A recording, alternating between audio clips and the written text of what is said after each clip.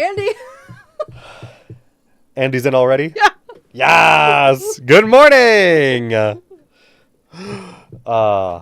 so reliable. Yes, we love it. I salute you. Well, hello to Andy.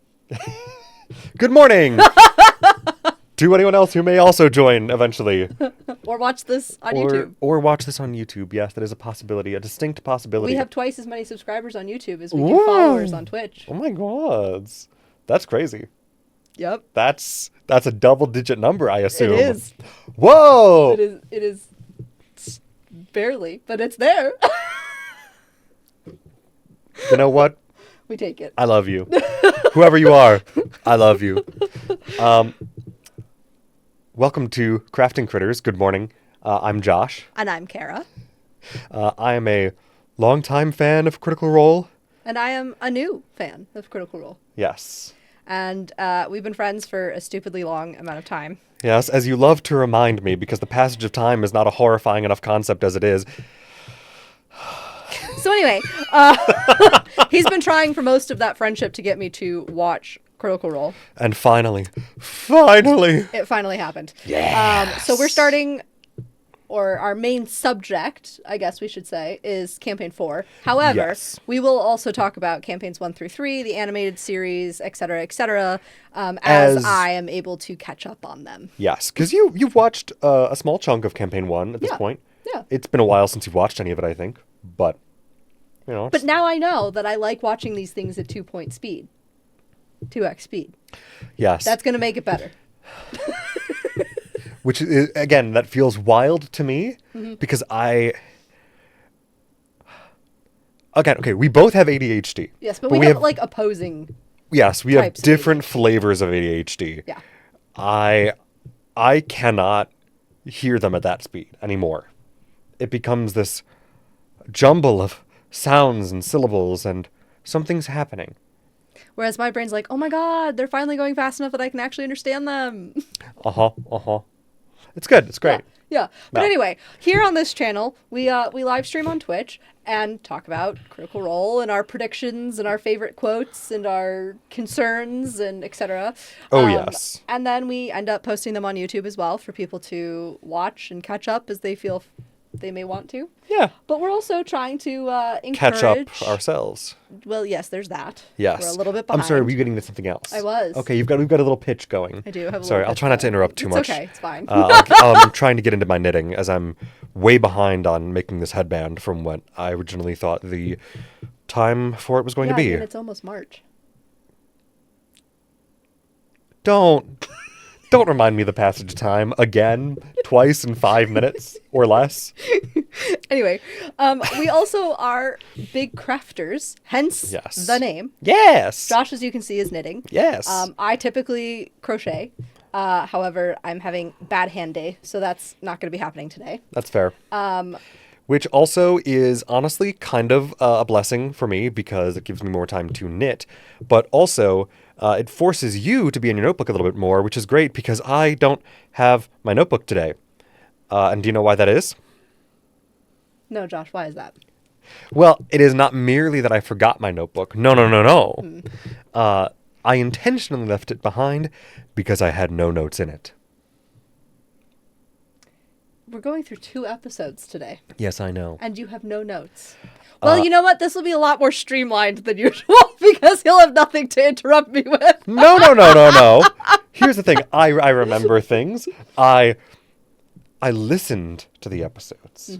I could not watch them. Understood. Because We're on a time crunch. We're on a time crunch. Yes. We have to get caught up. We also have a podcast called Hyperfixation Investigations. Wow. Say that any faster. Hyperfixation Investigations? Hyperfixation Investigations, if anybody's curious. That's what I said. Yeah. At exactly that same speed. I'm going to take a little bit of umbrage with that statement, I think. Okay. You're fair to do so. Fair to do so, free to do so, whatever. But no. See, to ensure that I had enough time to actually research for our podcast, which is a edutainment, I guess, podcast. Yes. Largely educationally focused, but we have some bits. We are inherently semi-silly people, but we try to keep it relatively serious for that show. To make sure that I had enough time to make sure that I had enough time to do research for our next episode, I listened to these 2 episodes At work. At work. In fact, the second of the 2 episodes I listened to entirely today. And I listened to the cool down in the car on the way here. And then when I got here, I slammed some leftover pho. And then we chatted for a bit. Now we're here. Yeah. That's going to be great. Because I watch them at 2x speed, and because I have pretty hardcore executive dysfunction, procrastination, ADHD, I watched both of the episodes today. In between a business meeting and editing the episodes that still aren't up on YouTube for this yet. Good.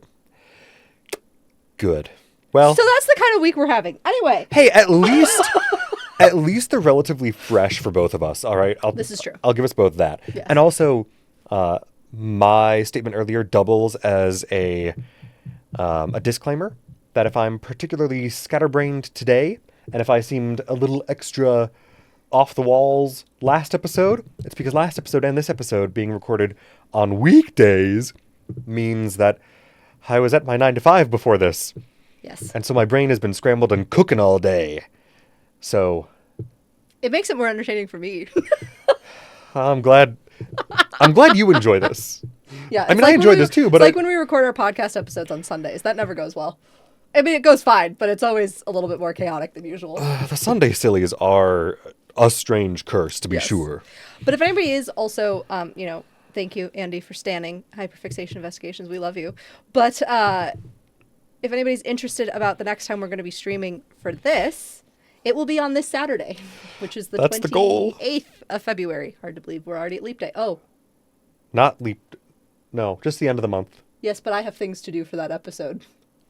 Anyway, Good. we're crossing all of our wires today. It's fine. Fine. How many wires are there to cross? Yes. A lot. The answer is yes. Yeah. But we will try. Yes, but we will be streaming episode 17, our response to episode 17, Yeah. Critical Role Campaign 4. Because we are trying to get This coming caught up. Saturday, because then we'll be caught up. So Right. if anybody wants to catch us live, we'll be doing that probably mid to late afternoon on Saturday, and then the goal it will be to have all of the YouTubes up in the next week, so we're caught up. Hell yeah. Good. I think that's the business mostly out of the way, other than what should probably be somewhat obvious, but I say it anyway because my mom's a lawyer and disclaimers are a good thing. Spoilers Oh, yeah. everywhere. Yeah, All the whenever... time. If you... It's essentially the entire point of the show. Yes, if you are not caught up, at least to the same point as we are, hi, Yes. you know what to expect. Mm-hmm. But, yeah. Yeah. We never So- have ducks in a row, though, guys. It's herding cats if we're lucky. I do like ducks, though. They're very, very strange animals. Why are you... Odd My beasts. mother is in the chat. Why are you proud of me? What did I do? I've already forgotten what I said. I don't even know that you said anything. All right. All right. Let's Episode actually 15, begin.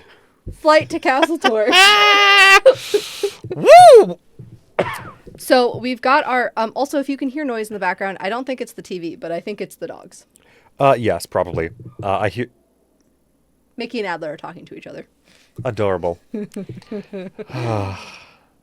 They're such good pups. Oh gods, how did episode 15 begin?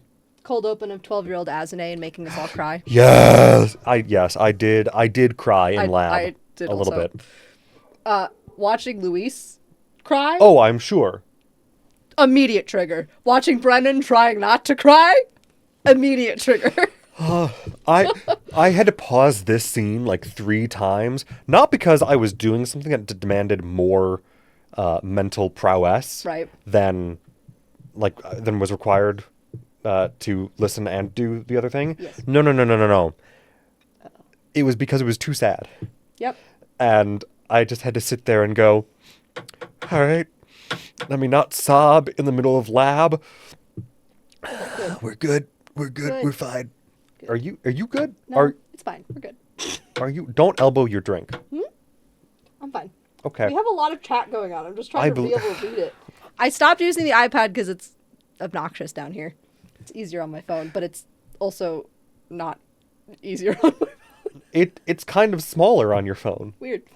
Anyway, oh gods. I happy am thoughts. I guess I wish geese weren't so evil. They too intrigue me like ducks. Oh yes, no geese. Oh, my mom's proud we listened to her thing about disclaimers. Ah, I see. Of course. Yeah, the thing about geese, I will say, I love the joke, and I'm sure I've told you this before, but I love the joke that the reason Canadians get the stereotype of being so overpolite is because The geese got all their evilness. the geese got all the evil of any, like every Canadian at birth has any evil potential sucked away and pushed into a Canada goose. It's a fair hypothesis. It's really funny. It's a good bit. Yeah. Yeah. Yeah. So, yeah, cold open. Yes, 12-year-old Azune. And his 13-year-old sister, how did he pronounce it? Mayeli? Miley? Miley? No, it wasn't Miley. It was Miley. It's spelled Maya. Miley. I think it was Mayeli. Mayeli. Gotta love Mayeli? being able to put the Mayeli. emphasis in different syllables. I know it was not Mael, because Mael is the name of a character in Expedition 33, so I went, not like that. Got it. Right, okay. So, essentially, we're finding out how Azune ended up being a mercenary and at such an extraordinarily young age before he even joined the Falconers Rebellion. Yes.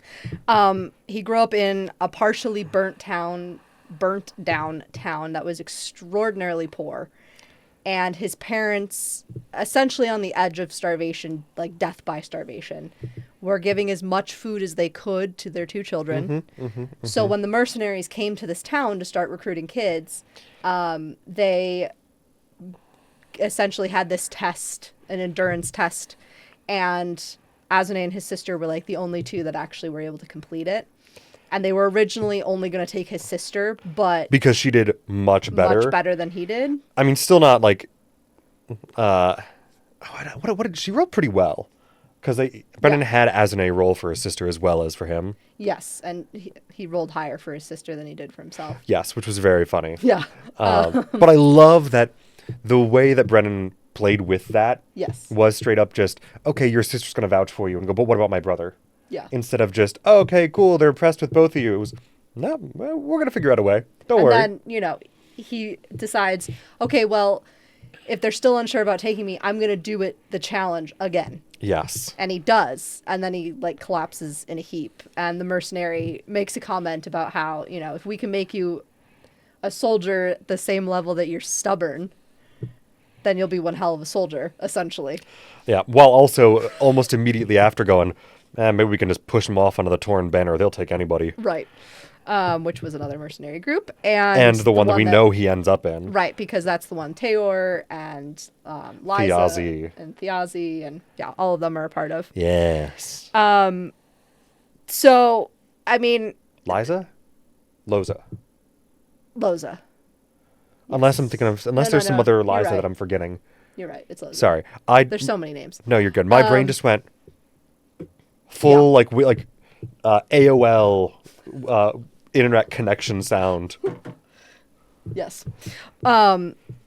So pretty much the thing that had us crying is because they really got into the moment when Azune is saying goodbye to his parents and fully realizes that he might never see them again. And that his parents are proud of him and his sister and they want the best life they can possibly give them, and it's not in this town where they're starving to death. Yeah, their little parting was, again, delightfully distraught. Yeah, and Luis, the actor, is just tears. Big fat tears, and you're just like... There's a lot of crying in these two episodes. Oh, and it's great. It's so good. And I'm so fine and normal about all of it, too. Totally, absolutely. I definitely was not sitting in my corner of the lab going, it's fine. Okay, adjust the microscope a little bit. Yep. So that wraps up with Brennan asking Luis, is this the last time Azune saw his parents? Mm-hmm. Immediately after promising, like, oh, I'll come back and find you again. Right. Immediately. Because of course. Right. That You always was have the literally intention to go home. Luis handing him a dagger. Yeah. And Brennan like, all right, Great. here, I'm going to put it back in your hands and make you stab yourself with it now. All right? We cool with this? Good. And so, obviously, it was the last time he saw his parents. Yeah. We don't know about his sister, but it's the last time he saw his parents. And as this memory for him is fading and the cold open is coming to an end, he hears a voice, and we don't know whose voice, in, like, you know, a fading background of his own brain saying, remember, you have to remember. Which we have been remarking on since the beginning of this whole venture. There is something about the word remember and memories that is inherently important to Azune, I think both as a person and I think to do with his magic, because he's used it a few times, this idea of memory with his magic as well. Because that was, I think, described as part of the way he used the mending spell. Yeah. Was asking an object to remember how it should be. There was that, but there was also when he cast either some kind of armor or a disguise on himself. Yeah. He touched an amulet that he wears and like meditated on a memory, and it strengthened the magic as well. Yes. Or something along those lines. And I do think, if nothing else, it is thematic with how Luis has talked about how for Azune, the idea of honoring somebody's memory means hanging on to that memory as tightly as possible instead of, like, moving on would be forgetting and doing them a disservice. Yeah. Which, and I'm sure we'll talk about this a little bit more throughout. Especially once we get more into the schemers. Yes, but there is so much in this campaign that is just entirely focused around grief and mourning and how and whether you move on. And memory and how that comes into play with it, because you've got Valus meditating with memories. You have Octus essentially learning how to trance in one of these episodes that we'll talk about with memory. You have Azune having all this memory stuff. And so many of them dealing with so much grief in so many varied ways. A lot of the cold opens are flashbacks and memories of things. Yeah. Yeah. It's backstories. We love it. As central themes of stories go, it's good. And it's birds and memories. It's birds and memories and grief. Yes. And revenge. And birds again. And birds again. Strangely, no roseate spoonbill, though. Yet. I'm sure we'll see one eventually. Yet. So that was pretty much the cold open for episode 15. And we moved to right where episode 14 ended with our Seekers, which was them escaping the twin sisters by the skin of their teeth. Yes, Petra and Raya. Yes. Which I do remember at least those names. Yes. I was not able to write down all the names because, again, I didn't write down anything because I couldn't because I was at work. But I know at least that much. Mm-hmm. And I will get some other names wrong later today, I'm sure. A couple of funny moments as they were kind of all settling in to get into the episode. Oh, yes. All of them saying all of the fun German-themed words. Oh, so good. The names of the castle and the keep and the town and the, all the different things.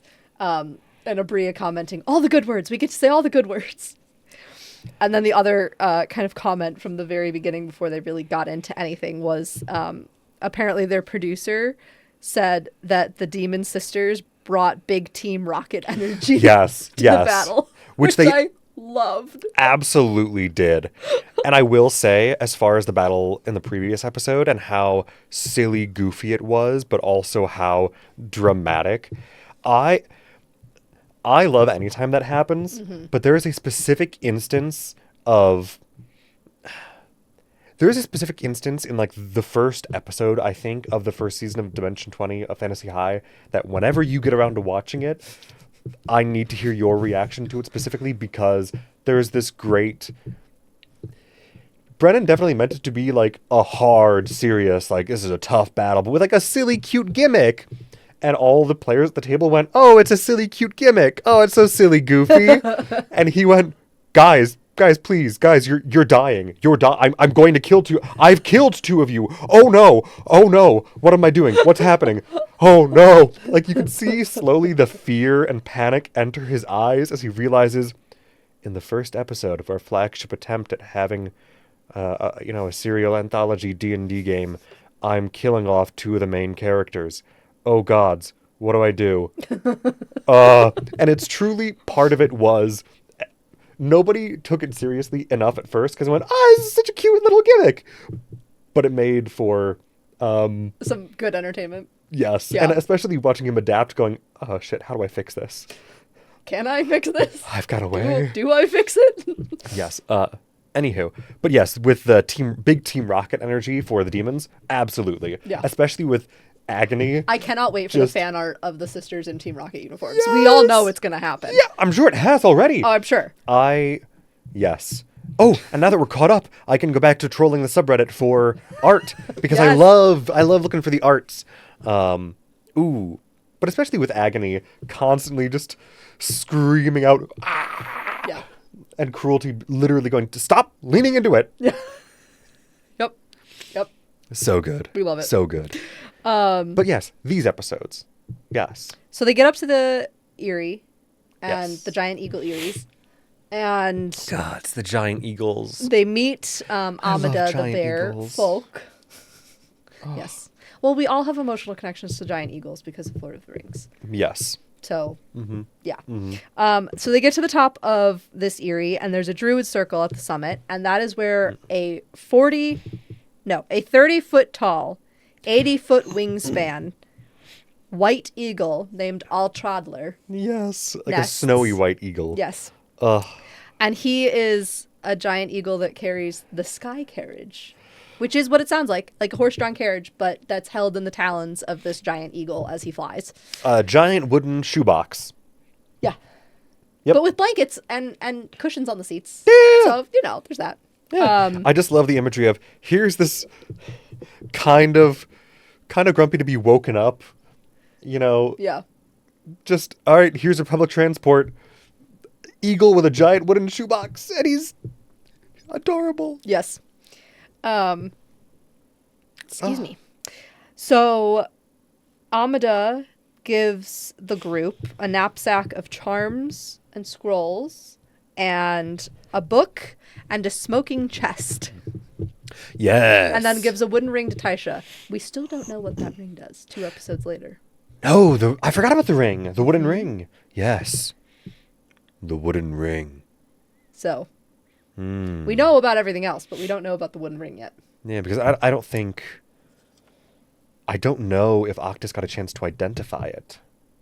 No, because she put it on as soon as she gave it to her. Yeah. Yeah, and Amida didn't give it to her in sight of everybody else.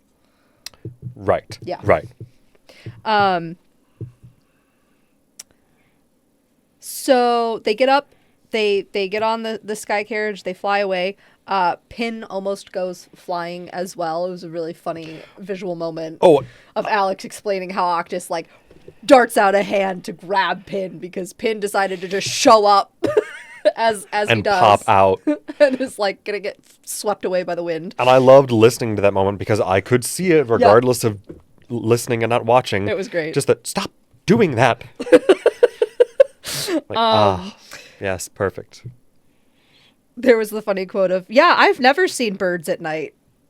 When they're trying to figure out whether or not other people can see them. Yeah, how visible are we? How sneaky is our getaway? They're like, I've never seen a bird at night. And it's he's a 30-foot snowy white giant eagle.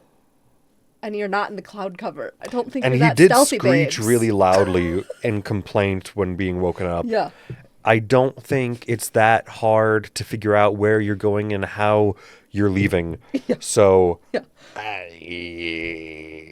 Yeah, it'll be fine. Yeah, it'll be fine. So as they're was flying fine. away, but they can still kind of see the summit and the Eyrie, they see the twin sisters, Petra and Raya, go up to Amida and speak with her Yes. and bow and then walk away. And they're like, okay, so maybe we're fine. But then Taisha and Valus are both like, something's wrong. Something's not right here. And as they're flying just under the cloud coverage, the faces of like spirits start coming out of the clouds, and simultaneously a red-tailed hawk flies up again to them. And Taisha thinks it's an enemy, obviously. I mean, understandably. So she blasts it, and then you find out it's Hannon. Yep. One of the druid elves from last episodes. Which I love, just the, stop that. Yeah. Stop that. And she's like, oh, sorry. Oh, sorry, buddy. I didn't mean to hurt you. And they come to figure out that Hannon and Amada controlling the weather, are essentially fighting against these spirits in the sky, and that the sisters had shown, deference to Amada as a head, an important member of a circle of druids. As they're going to do for political reasons. Right. And then as soon as they got away from her, they were like, haha, we're going to go shoot that carriage out of the sky. Yeah, summon a bunch of undead into the clouds. And yes. Just a little visual of, all right, you're flying through the air at the speeds of the eagle that's carrying you through a massive storm cloud full of ghosts that are fighting the clouds. And a hawk. Yep. Perfect. Vibes are great, actually. So then Taisha, using Speak with Animals, is talking to Alchatter, the giant eagle. Yeah. She's like, so we're being pursued. Can we go a little bit faster? I love you so much, and I'm so sorry to ask, but we really need to be moving faster than this.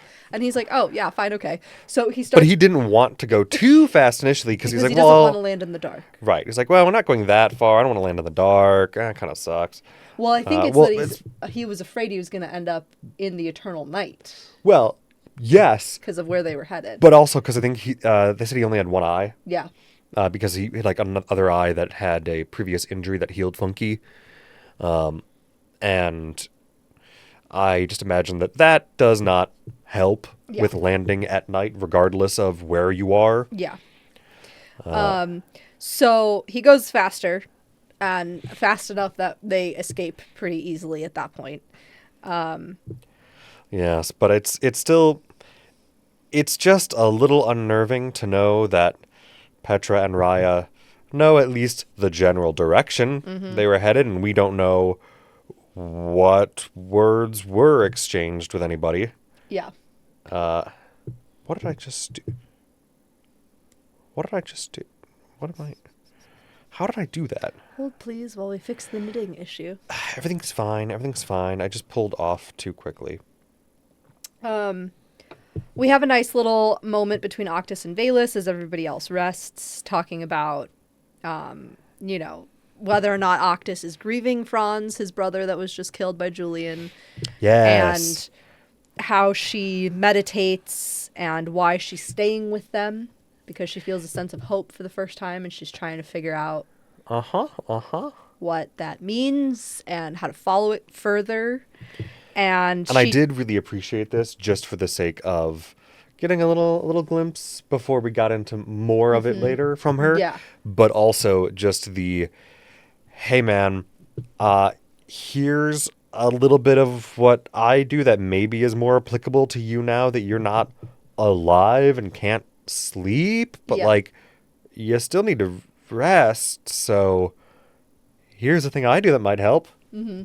Mm-hmm. And Octus said, I'm very good at learning, and I learn through watching. And so he spends those hours both watching her meditate and kind of learning it for himself, as well as going through all the charms and the scrolls and figuring out what all of them are that were gifted to them by Amada. Yes, which immediately I loved and I'm sorry, I keep...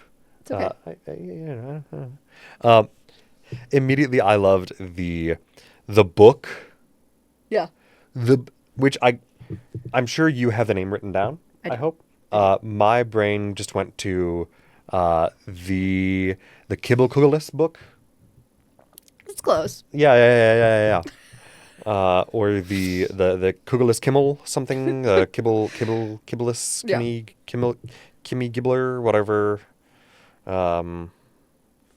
Yes, but the book of the names of stones. Yeah, so it's essentially a druidic book that tracks the lineage of stones and gives them names. So stones have their own names, and then they also have like family names. Right, because like granite is a family name. Yeah. And then like, oh yeah, literally that rock there is named Steve. Yeah. Or something ridiculous like that, which I think, didn't he say like the shortest? Was 14 syllables long. Yeah.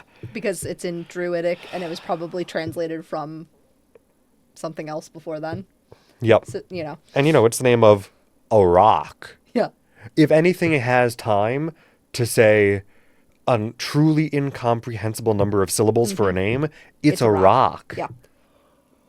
And I love that because it is such a deeply and kind of obviously wonderfully druidic idea of, oh yeah, we have a book here that helps you figure out the names of rocks that you might want to talk to. To me, it brought about the memory of how slow the Ents talk. Oh, absolutely. I'm like, same church, different pew. Yeah.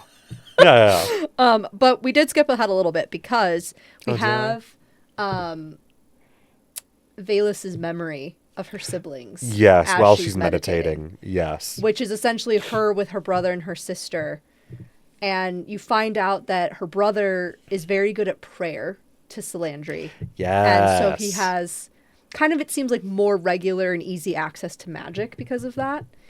And Velus, whatever age, they said she was just about to turn 50, but we don't really understand quite how young that was for her childhood, like if she was 8 or if she was 12 or whatever. Right, because but she was young enough immortal elves. Right, but she was young enough that like she still looked up to her older siblings to guide her a bit. Yeah. And they had been climbing a tree and just being adventuresome, and her sister ends up coming through with a herd of oxen, and behind them her sister's riding a unicorn. Yes. I love a vibe. And essentially the whole memory was about this warm moment between them and how she wasn't sure at that age what path she was going to take in her faith to Salandril. Yeah. Just that she had it. Yeah. In spades. That if she could have magic based on faith alone and not include things like prayer and action and stuff, she'd already be so powerful as a young child. Right, which I did love Brennan's little, if there was a prize for faith alone in absence of careful. Yeah. And then all of them get in trouble from the goddess because they all say the word bitch. Oh, yeah. You can't say bitch on a unicorn. Yeah. You can't do that. Yeah. That's another one I want to turn into a t-shirt. God, it's so good. I did think this whole thing was just very cute. Yes. Though, of course, so sad. Right, because she's 800 years old, so this was like a long time ago for her. And these memories are the only way she has any access to her siblings anymore. Yeah. We also then got Alex's description of the Walker's Ward. Yes. Which is a ward that Amanda gave him to not entirely cloak his presence, but to distract people and kind of turn people's eye away from him when it comes to trying to find him. Yeah, it's a lesser charm against divination magic. But it's a 250-year-old charm. Yeah, made of sticks and twine. But you know how older things are more powerful things. Well, often. And also magic. Right. Will make most things last longer. Right. So Alex had a really cool description of it. Yeah, as he was trying to understand it. Right, as Octus was trying to understand it. Yeah. And like, essentially somebody's perception of him gets trapped in a maze of knots from this yarn and the branches and whatever. But as beautiful as that was, and it really was a very cool imagery that he was bringing about, I watched Brennan and Matt's faces.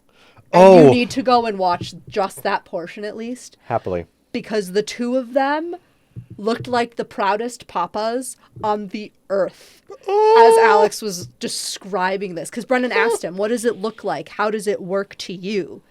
And both Brennan and Matt are just like bobblehead dads, like just so into how he's describing this from a DM perspective. It was so cute. I love that. It was so cute.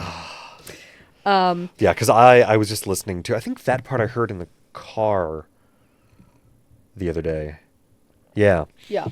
Because I was just really enjoying listening to Alex describe it and going, Yeah. oh, of course, that's a brilliant way to talk about how that works with something of that physical design. Yeah.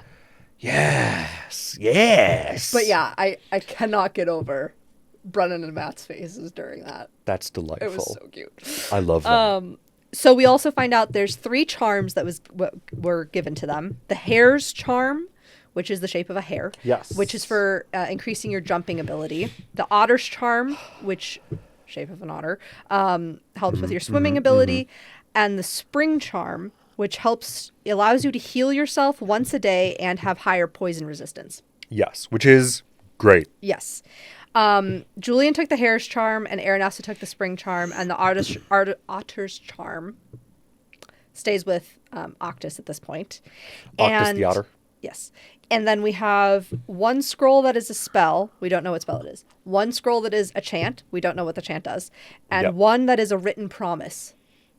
Don't know what that one is either. No, though I'm assuming the, based off the name, and again, you might already know this because they might have said more explicitly and I just didn't hear because distractions.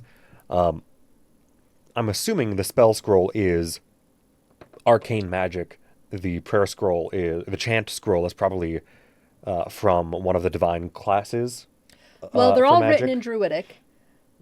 But beyond that, they didn't really get into it at all. Oh, they are all written in Druidic. That's Yes. fair. Never mind then. I rescind Okay.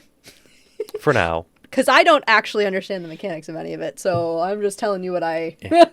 No, that's fair. I mean, here's the thing. Functionally, there's really no mechanical difference except for whose spell list things appear on. And so really that is my only thought is that... No, I think he just gave them all to Taisha when she woke up, because they're all in Druidic, and he can't read them. Yeah, it's fair. Yeah. Yeah. So... It might just... I'm just trying to deduce from the little bit of information we have what kinds of spells they might be. Although chant might just indicate that it's a ritual. Or that it has a ritual component. Interesting. Potentially. After watching both of these episodes, so this includes information that comes in episode 16, is that she gave... Amida knew they might be going to the Eternal Night, which is essentially a desert at this point. And she gives them the otter's charm. Yeah. For swimming. Yeah, why not? And I'm just... And they're going to essentially a wasteland, and she gives them a spring charm. Well, that makes sense as far as... It does, but I just, the poeticness of it. Yes. But then the last thing that was gifted to them in this whole group was the embers of Arask, which is what the smoking chest is. Yes. And Arask was the primordial goddess of fire. So before... wasn't it Titan or... Primordial. Yeah, primordial. Yeah. Yeah, so, yeah. Goddess of fire. He said... Oh, he's a goddess? Okay. Yeah. Sorry, my brain, I usually think of primordials or Titans to be kind of the same thing. As far as... They very well might be. I think he just said goddess to give a gender. That's fair. That was more the vibe I got from it. Not like a goddess in the way the Shapers were gods. No. I get you. I get you. And part of that is I'm kind of used to that description from earlier iterations of CR and just other projects that I swear, at least in my brain, I was like, yes, so not of the Shapers, therefore... Yeah, if the Shapers are the Greek gods, the Primordials are the Titans. Yes. If we're making some... I swear I'm not trying to make a whole thing of it and be pedantic about this. I'm just trying to make sure that I'm not crazy and what? No, I'm pretty sure he's called the Primordials this whole time. Yeah. Yeah, the ones that come before. Yeah. But anyway, these embers in this chest... Scatterbrain today. Sorry, guys. What we know is that they burn people when they come in contact with them. Yes. We don't know to what extent or if there's any otherness to that, but that these are embers that come from the depths of the earth. This isn't burned fire charcoal embers. This is, volcanic deep earth embers. And I think they decide they're going to experiment by putting them in Valis' censer. Yes, which I'm really excited for that to actually come to fruition because even as of the end of the next episode, it has not yet. She's put them in and attuned, but she hasn't actually used it yet. Though I don't remember if this was part of the episode or if this was cooldown because I did still listen to those. I think it might have been cooldown. Brennan was talking about they just add a little bit, I think maybe like a d6 or two of fire damage, but you have to actually activate them. Like it's not going to be... I do think that was mentioned. I think they did mention a d6 and they did mention a word. And we don't know what the word is yet. No, but you do have to actually activate them. Mm-hmm. Yeah. But that they are not consumable. There is, right. And there is an inherent something to them. This is jumping ahead a little bit. Oh, yeah, they are permanently hot. Right. When she puts them in the sensor, you can sense warmth coming out of them. And he said it upped her resilience. Oh, did he? Now, he didn't say mechanically by how much, but he just said you feel like you are more resilient. Fascinating. Yeah. Fascinating. And that is when we get to the druidic books of the names of stones. Yeah. I was excited. Because again, I just really like the idea of this thing in particular as, oh, you want to learn the name of that rock over there? Well, all right. And we come to find out it's a lot more than just learning the names. Oh, yeah. But it's called the Kibin Imkadez. Kibin Imkadez. Yes. Sorry, part of my problem. Part of my problem was there was some other, I think it was a person who had a name. Was either a person or a place, but I think a person with a name that sounded like it had two Ks in it, with a similar like series of syllables. My brain just went, yes, it just slid right off my brain. Yeah. So my brain just went, Kublai Khan? No. Calcium carbonate? No. Not the Kurzenblads. I love the Kurzenblads. Oh my god. We meet another different Kurzenblad. Well, technically we never met the first one. Octus just looked like him. Yeah, you just did an accurate enough impression. Yeah. But the Kurzenblads. No, there was somebody else. I don't think it was somebody we met, but it was somebody they talked about. So, anywho, I really wonder if he just takes like a bag of Scrabble pieces for some of these, because like a lot of them I can see roots and prefixes and like language. There's a lot of Gaelic and a lot of German currently. Oh yeah, showing up as roots to a lot of these words. Kibinim Kadez? I don't think so. Yeah. He probably had some idea and then went, well, we can vary on this theme. Yeah. So that's all fun. And then Octus tries the trance. And essentially how it was kind of described was his consciousness goes inward. Yes. Because his body has to be in a state of complete motionlessness. For him to quote unquote rest. And he does still need rest. Oh yeah. And he didn't really have a lot of good memories with any of his family, so he ended up focusing on, not specific, we didn't see any of them in particular, but memories of him growing up with Thimble, because they grew up friends. Yeah. Which again, so cute. Yes. Endlessly cute. The byproduct of him resting is that he feels like he wakes up more mentally ordered, and that the magic is more strongly connected to like his joints and stuff like that keeps him being able to move and be in motion and whatever. And I did enjoy the glow that his eyes kind of permanently have dimmed a little while he was meditating. Yeah. Trancing, what have you. Yes. Not sleeping. So at this point, they arrive in Gerwin, which is where they were going. Excuse me. Yes, which I did love that they were just like, oh, we've been circling a little bit. Yeah. Because he doesn't want to land in the dark. Yeah. And as a note,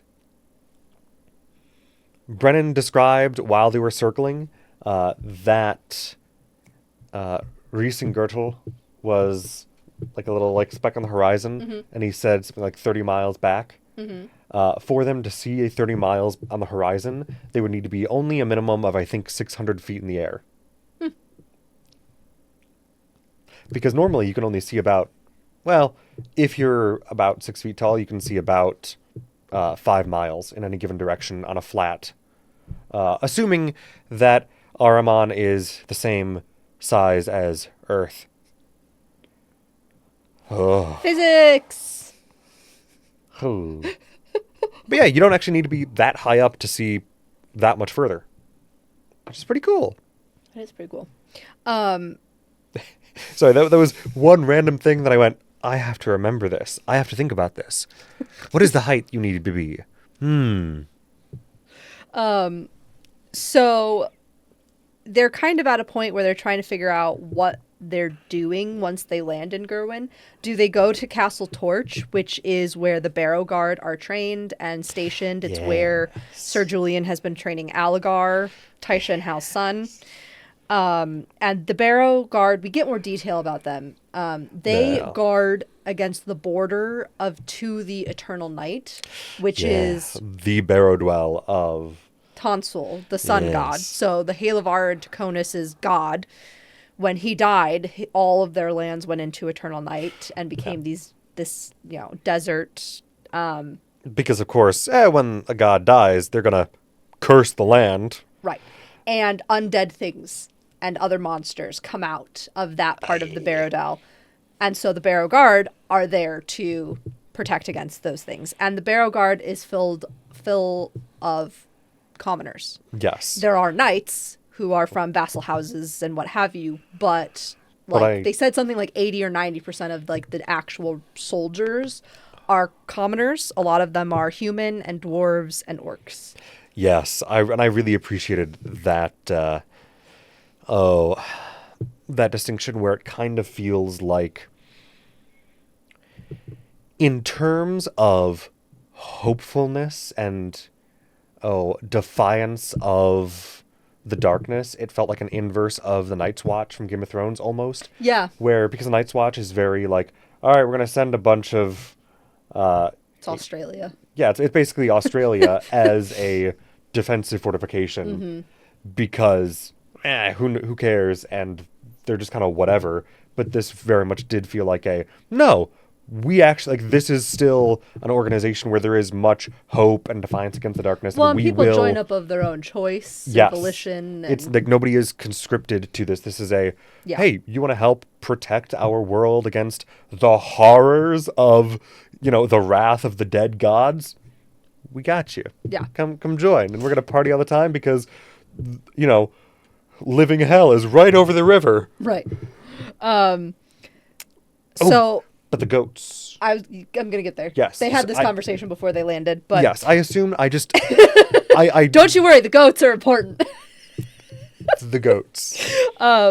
So, they're deciding whether or not they go to Castle Torch and look for Alligar, or if they go and talk to the Lady Alice Wolkshiff, who is one of the ladies of import in Gerwin, who Julian has some kind of relationship with. Yeah. Who knows with Julian what kind of relationship it is. And also to note that... man gets around. Hannon is still with them. Yes. Hannon's just kind of hanging out wherever they are. Not in a bad way, just in a... He's still there, and he wants to help try to protect them. Yeah. And once they land safely, he heads off towards the Shadowlight Waypoint, I think. Yes. Which they end up there themselves later, but... Yeah. Next episode. Yes. So the goats. So they land. This whole bit was just too funny. It was amazing. And I love it, like, it's just a simple little, hey man, when we land, you can have a cow, telling the eagle, you can go have a cow. There weren't any cows around, but there were goats. There's a whole herd of goats. I'm going to eat some goats. Yep. So Taisha is essentially talking with Al Chadler, the eagle, the whole time. And she loves him, and he's a grump, and we love him too. And because he's so... I love a good grumpy old animal companion of any kind. Yep. So he starts eating the goats, and she goes and finds the goat hand herder and is like, hey, so sorry. He's going to eat a bunch of your goats, but I'll pay for them, and I'll give a rite of fertility blessing to all of your other goats that survive so that you can have more goats again quickly. Yep. And the goat herder was very much like, okay, well, 10 gold, and thank you for the blessing. And, I'm just glad it's like, this is contained. There isn't just suddenly a giant eagle predator where I keep my goats. Oh, this is official druid business. Yeah, okay, cool. Fine. But it was really funny. And just the sounds Brendan was making as Al Trader eating the goats.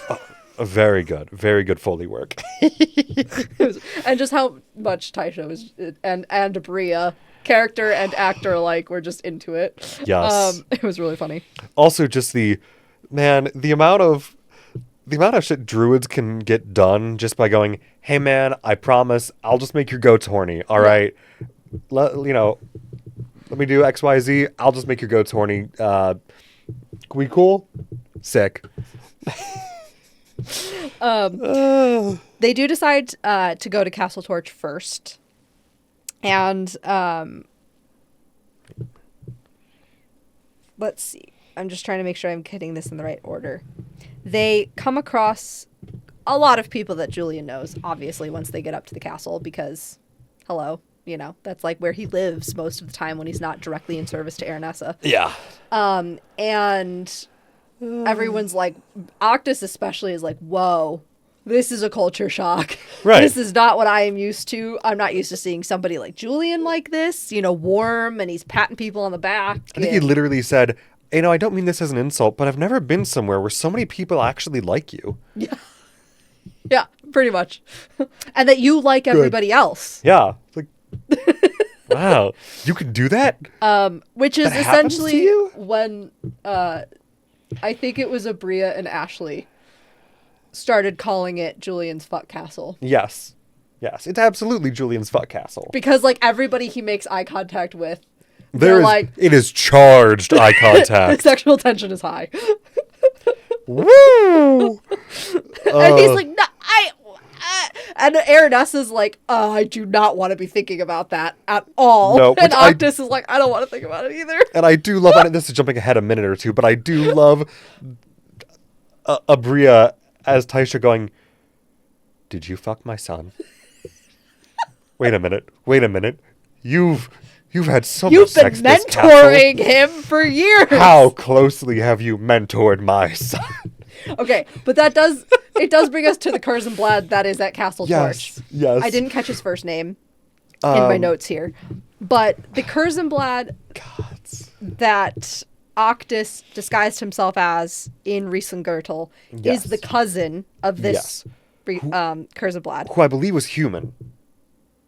They're both half orc. Both half orc? Ah, damn! I misremembered that one. I knew this one was half orc. I couldn't remember. I'm pretty sure Erlich is too. Erlich was okay. But it's essentially the first thing he says to Taisha, because he knows that Taisha is Alagor's mom, is, your son's a good soldier and he's really good at holding his liquor. And she's like, I'm sorry, what? She's like, that's the first thing you say to his mother?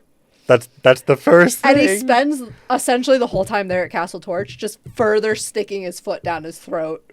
Yep. And knowing that he's screwing up and being so sorry that he's not getting the cultural and communication correct. And is desperately like, I'm trying hard to fix this. Because Julian's like, just stop talking about that. Mothers are overly protective. Don't talk about it. Yep.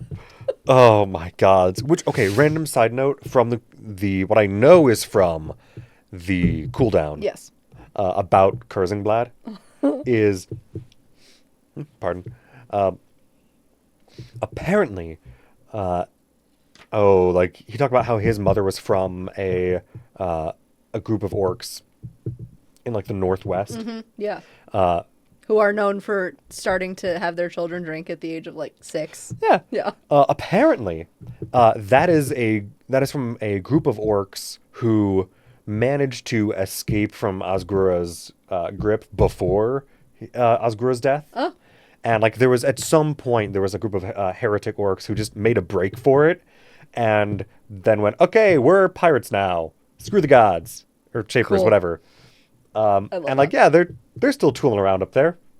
But I'm like, that is delightful. Yes, please, thank you, and I want to know more. Yes. Because pirate orcs who managed to be heretics and survive before the death of their god, and maybe it was, and I wasn't 100% sure from the cooldown when I was listening to it, if it was during the Shapers' War or if it was a long time before. Not 100% sure, but it sounded like it was implied to be a while before. Yeah. That they're just kind of tooling around up there, being pirates. Great shit. Yeah. So this section of this episode in particular, it's a lot of people you're being introduced to from Oh, Julian's so much. world. And it's a lot of like, okay, maybe that person will come back into play at some point as an NPC and be important, but maybe they won't, you know. So we have Julian's staff sergeant, Dommel Fletcher, Yes.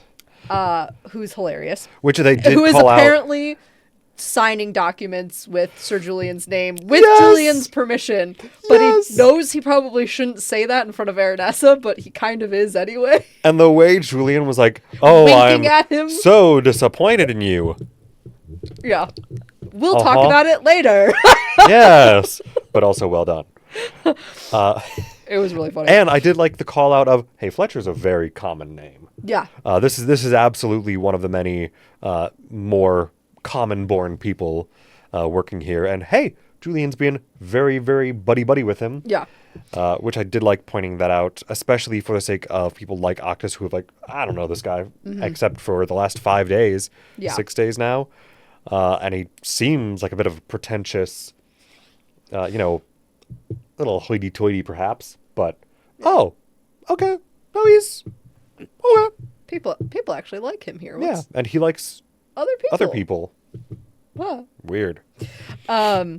We also see that there are Candescent Creed carriages with filament. Yes. There's nothing foreboding about that. No.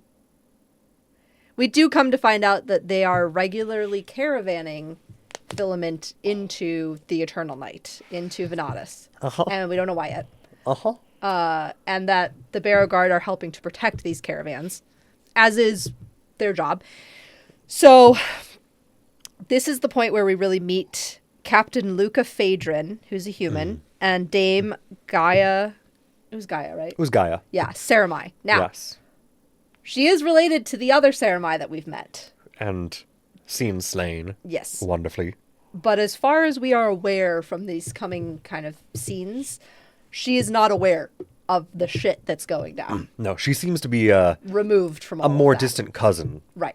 Saramai. She's not high enough in the hierarchy of the Taconis house and the vassal houses to know any of what's been going on. Which I do like as far as that plays into the uncertainty of, hey man, there's a lot of people with the same last name just because some of the houses Right. and their vassal houses. Well, Like, and, there's like- a lot of people. There's a lot of little branches, and not everyone is involved with what everyone else is doing. Yeah. Even if it's like, yeah, okay, there's another Saramai, but Well, yeah, and she was immediately referential to Octus. Yeah. In a way that was very clearly, like, she doesn't know that the rest of his family tried to kill him. She doesn't know that he's dead. She doesn't, she's treating one of her lords as she should, as Yeah. a knight, But So that is that interesting kind of dynamic as well. But but I did enjoy the you're sweating. why are Why are you sweating? why are you paying so much attention to me, huh? What's going on? What's Yeah. going on? Yeah. I have a note about that, but we'll get to it in a minute. So our group of seekers is essentially explaining to the captain and to Dame Saramai that what happened with House Royce and that they're trying to find Alligar and trying to figure out if the Golden Orchard is still safe and et cetera, et cetera. Yes. And what you find out is that the twin sisters, Petra and Raya, came to the Castle Torch and told Dame Saramai that they had a missive from the Revolutionary Council. Now, important thing to note, the Barrow Guard are under the orders of the Revolutionary Council, not the Chambers of the Lord's Advisory or the Sundered Houses specifically. Right. So the twins said that they had this missive from the Revolutionary Council, the Grey Tower, to send a group of like 120 troops out to It along. was like 180, What did I say? 120. Oh, I meant 180. Still, regardless. Sorry. Along Details. the kind of abandoned highway that is in Venatus and in the Eternal Night towards a city called Tanasar. And she gets into a lot of trouble because she never actually saw the missive. Nope. She just accepted the word of her ladies, which Uh-huh. is not entirely misunderstandable. No, and well, I think she had said that they said that, oh, we had this missive, but we lost it. Yeah, we can't find it right now. We can't find it right now. It's been misplaced. But this is what the missive said. You should totally listen to us Listen to because us. we're your ladies and etc. And tell your captain, Right. your commander, that this is what the missive said. And so she apparently did say, I've seen this missive and this is what it said. Right. Which, That lie is what gets her in trouble. Yes. And essentially gets her fired Dismissed. immediately by Yes. the captain. Because he's like, we have in the past done things for the houses, you know, on their behalves, on occasion, but we don't do things that that are said to be from the Revolutionary Council without seeing and knowing that it is from the Revolutionary Council. And by lying about that, you know, your loyalties were split. right. And they've had issues in the past with, hey, the chain of command gets kind of fakakta Yeah. when, okay, you're trying to answer to the commander of the Barrow Guard, but also, To the ladies of your house. right, because you are a member of a vassal house who trying to take orders from other people as well. That, okay, but if orders are not necessarily in perfect alignment, Yes. things go foobar real fast. So And I immediately was sitting there just trying to figure out why would they send specifically the 3rd Battalion, 3rd Battalion, with Alligar. yep, to this location in the Barrow Dwell, and not just like, oh, go clear this location of undead, hold the location. Right. And when asked, okay, well, how are we to verify that no other undead are approaching? Don't let anything approach. Mm-hmm. Okay, that doesn't sound... Yeah, you're like setting a trap for yourself, essentially. Right. At least that's the vibe we're getting. Right, or if you know, oh, somebody else might be going there, and we want to make sure that they don't get there. Mm-hmm. Which is the other thought that I had is maybe, potentially, if they're aware of some other faction, other than Tokonis and their machinations, trying to look for something from Tenasar, they might go, Oh. let's try to move these people into position first, not let anyone near them. Yes. So this jumps ahead into episode 16 a little bit, but Yes. we're almost to that anyway. The warrior houses under Tonsil. Because the Halivars and the Tokonises are the priestly houses. Yes. And then I have And them written down. There was the Memnari and the Callistra houses. Yes. That were also key houses under Tonsil. Yes, key In the noble human- houses. Obrudemian Empire. They were more warrior houses. Right, warriors instead of priests. And we find out more about the Callistra house Yes. during episode 16. Absolutely What if sick that's- as hell. Like one of the areas that Azune is from.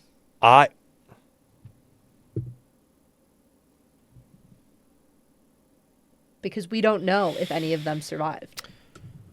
And they fought till the end, Supposedly. supposedly. Sorcerer. Desert, burnt town in a place that doesn't have its own water source. Starvation in a place that no longer has water going to its farmland. Because the big highway in Venatus, now that the Shapers' War has ended, was a giant aqueduct, and we'll get to that in a minute Yes. too. Yes. I could see it. I don't... And he's described his eyes like this color of the setting sun. Yeah. Yeah, he has, hasn't he? Damn, okay, I like that. I don't know why or what it is about Azune that just triggers all of my theory and prediction modes, but there's just something about him, man. I'm still not willing to put all my eggs in that basket, No. but I do think it's I would- fair to probably take most eggs out of the changeling basket. Yes. Not all, but most. I would take 98% of my Azune is a changeling eggs out of the basket with what we've learned from his cold open memory. Yes. I do not take changelings as an option out entirely. Yeah. Not even for him, just generally speaking. Just in general. Yes. But. Yes. Yes, that would not Because he's human, shock me. which means he would have been most likely connected to the Oberdemium Empire and the Eternal Night. It would be possible. It'd be highly possible. I don't have anything to add to that right now, but I like Anyway, it. it just triggered in my brain. Yeah. as And we were I'm talking. not seeing necessarily. The problem is, again, limited information. I don't Yes. necessarily have enough to obviously disprove it right now. Nor do I have enough Just to. something to have in the back of our Yes. brains. As I'm we, going to let that percolate Yeah. as we watch the next episode this week. Yeah. Yeah. Yeah. I like that. Anywho. He's a paladin. Yeah. He's not a fighter. He's a paladin. Mm-hmm. Anyway, all right. Uh-huh. So that actually had nothing to do with this, but that was just I needed to immediately share before I forgot. No, I like that. And thank you for putting that idea into my mind because now I'm going to be watching for it. Yeah. And trying to see if I can think of something else or if I notice things that align with that. Mm-hmm. Yeah. I would not be surprised at all if it's not that at all. No, But it's an interesting one for right now until we know for sure. it would not shock me with the information we have. Or at least, I mean, it'd be shocking. But I wouldn't be incredibly... It wouldn't be out of left field. Mm-hmm. It would make sense. Yeah. It'd be logical. Yeah. Yeah. Yes. Anywho, So the end of we're this still episode. in Castle We're Torch almost and to the they're end of it, though, talking I and they're promise. chatting. Sarah Mai gets dismissed because, dog, you lied. Right. And essentially, the Taconuses are walking around the Eternal Night on a regular basis. We know that. It's a place of power for them. And we get to the point where they decide... I can't remember if this is... Yeah, I think it's the end of this episode. Dame Sarah Mai is going to go with the Seekers Yes. into the Eternal Night and Yes. serve Octus. Because Julian kind of made a comment about, well, maybe there's a path for clemency and, like, redemption into, well, maybe we don't have to, like, actually completely fire her if, like, we make her scout for us. Right. And the commander was like, oh, no, she's gone. But you can Like- take her if you want. Yeah, like, you can take her if you want. Like, technically, she is a member of a vassal house to you, Lord Taconus. Right. So, yeah, you do what you want with her. I love how he described her tattoo. Oh, yes. Because the Sarah Mai's are the serpent house. Yeah. So she has a snake that starts here. The end of it is the tail is here. Mm-hmm. And curls up. And what you see is that the head comes out along the collarbone and up. And the head is right under her chin. Uh-huh. And then he made the comment of, and you wonder how much of her body it covers. And I love Ashley and Abria both going, yeah, I do. Yeah. Yeah, I do. Yeah. Yep. Love it so much. Yeah, that sounds about right. And we do all from the rolls, the dice rolls and things like that, insight checks that happen. Currently, the Seekers do seem to believe that she doesn't know about the Taconus plots. She doesn't know about the attempt to kill, the successful but weird attempt Yeah. to kill Octus. That she doesn't know about what her cousin's doing off in Timony or any of that kind of stuff. That Right. She was not- fucked up, but she didn't fuck up because she's some, like, deep cover spy, at least at this point. It was not a malignant or malicious action so much as it was just, oh, I did something I wasn't supposed to because I was following, I was doing another thing that I was supposed to, and those happened to be in conflict and did not report the full truth of the situation, Right. which is always problematic. This is oof. the point where Aranessa decides that the group decides, but Aranessa Yeah. decides she is going to go on to the Golden Orchard, which is 100 miles north of here, to find out what remains of it, if anybody's safe, if Julian's family is still alive, his mother and his sister, what's going on with the magic up there, etc. And Yes. she brings 2 guards that Julian trusts, and then Curzon volunteers. He's like, maybe I can make up for how much I've screwed up with the holiness Lady Taisha if I go and protect Lady Aranessa, because they're sisters. Yes. I loved his, I have been walking in tiny circles trying to figure out how I can make amends. Yes, Like, in his German accent. It was so cute. Curzon this guy. Yeah, we love him. Ashley ends up crying Oh yeah. At this very end. Araness is talking to her about, hope and why she's staying, and the connection that even though elves tend not to believe in the druidic old path, Aranessa doesn't think you need to have the faith for it to be true that all living things are interconnected. Mm-hmm. And gives her the spring charm, which she doesn't put on, but she keeps on her. Yes, which I did also appreciate, that while it was accepted as a token of, it was accepted for what it was, as a token of good fortune and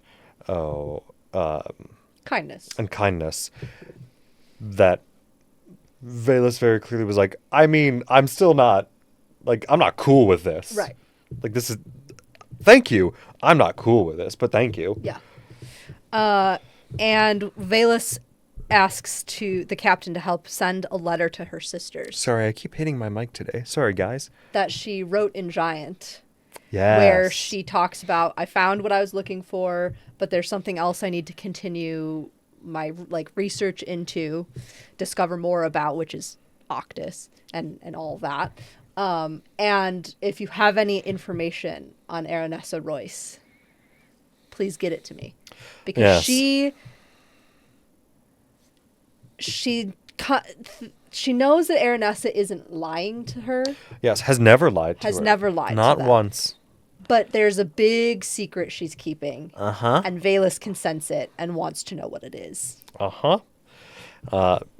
And the way Brennan was talking about it as this big, all-encompassing, like, this is eating her up inside and has been for who knows how long. Mm-hmm. Hey, man, what the fuck? Yeah. And now you're just going to send Aranessa away, so we have no chance of finding out anytime soon. And I'm perpetually worried that, well, now that she's not with this group anymore, something's going to happen to her. Mm-hmm. Maybe not death, but something. Yeah. Because we still don't know. And it seems like this secret, whatever it is tied into potentially why the Taconuses didn't actually try that hard to make sure she died at Palazzo Divinos. Or, like, it may be tied in somehow. Okay, totally off the cuff, and there's absolutely not a shred of evidence. So 0 eggs in the basket. Yay! She and Thiazi had a kid that Thiazi didn't know about, and the Taconuses have it.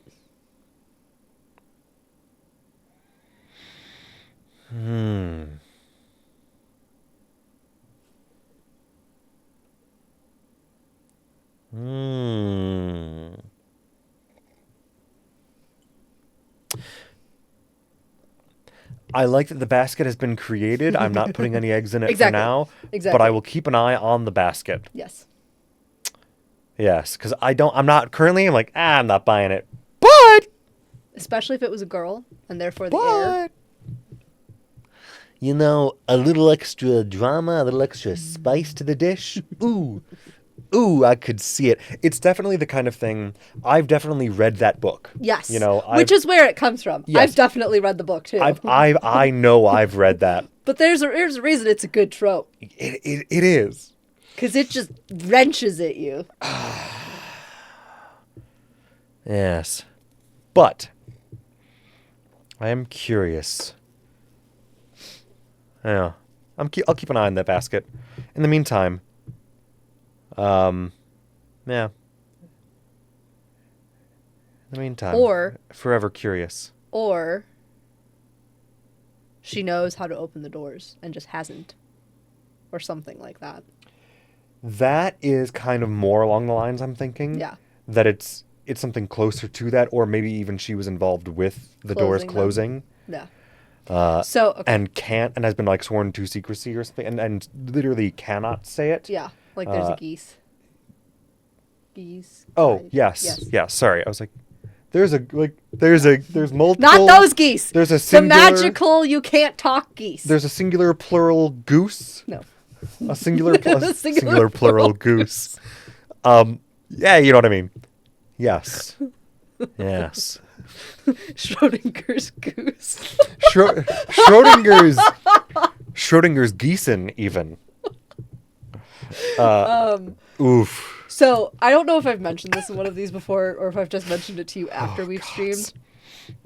But one of my head time storylines related to this has been along the... Oh my god, all the geese gone. Geese. Gray goose, choose goose, short goose, goose on a shirt. Yes, on a shirt. Yes. I know. The ever-growing list of things I need to put on a shirt. But that she did have a kid, but she had the kid in Fairy before the doors closed and left it there. Yes, I think you have mentioned this head time storyline thought idea. Yes. Which is also not entirely outside the... Again, the basket has been created. Yes. No, absolutely not a cent of any reason to think it's real, but... Not yet, but I like the idea of the basket sticking around for now as something we could toss eggs into later. Yeah. Also love that we've immediately just thrown ourselves into the bit of, we'll have baskets for this, and we'll collect the eggs later.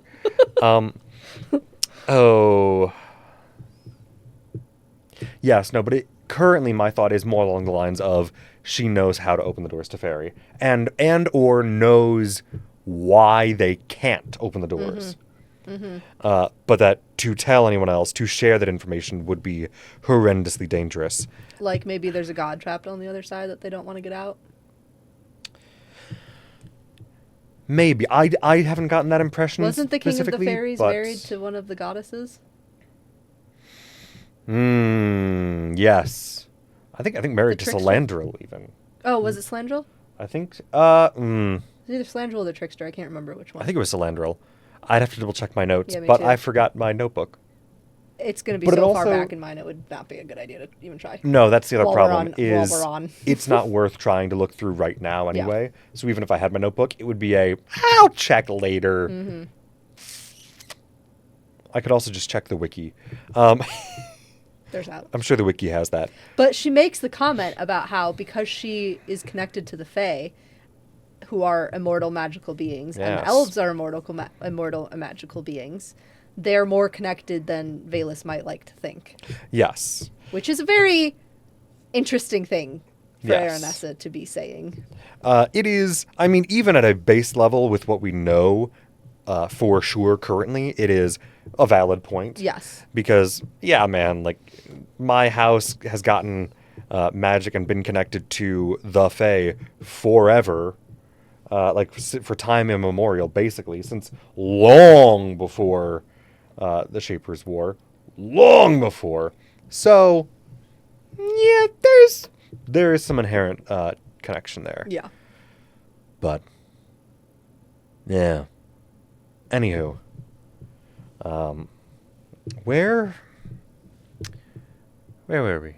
That was essentially the end of episode 15. Yes. Oh, that's right. Then we just got into prediction realm. Yes, we did. The prediction corner is always good. Yes. Good place to be. I've decided when I eventually get around to making graphics for this, for the YouTube, we're gonna have prediction corner. The word prediction. The word corner. And then maybe we'll put a little egg basket in there. Yes. And then as I go through, and again, this isn't going to happen anytime soon, but when I'm editing and we have one of these, I'll put a basket and I'll put eggs in the ones that we actually have eggs in. And the ones that we don't will be empty, but they'll be there.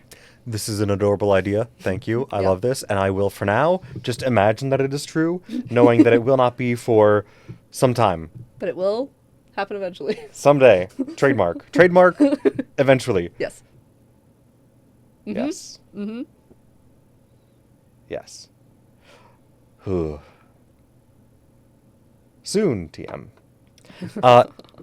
Oh, that's right.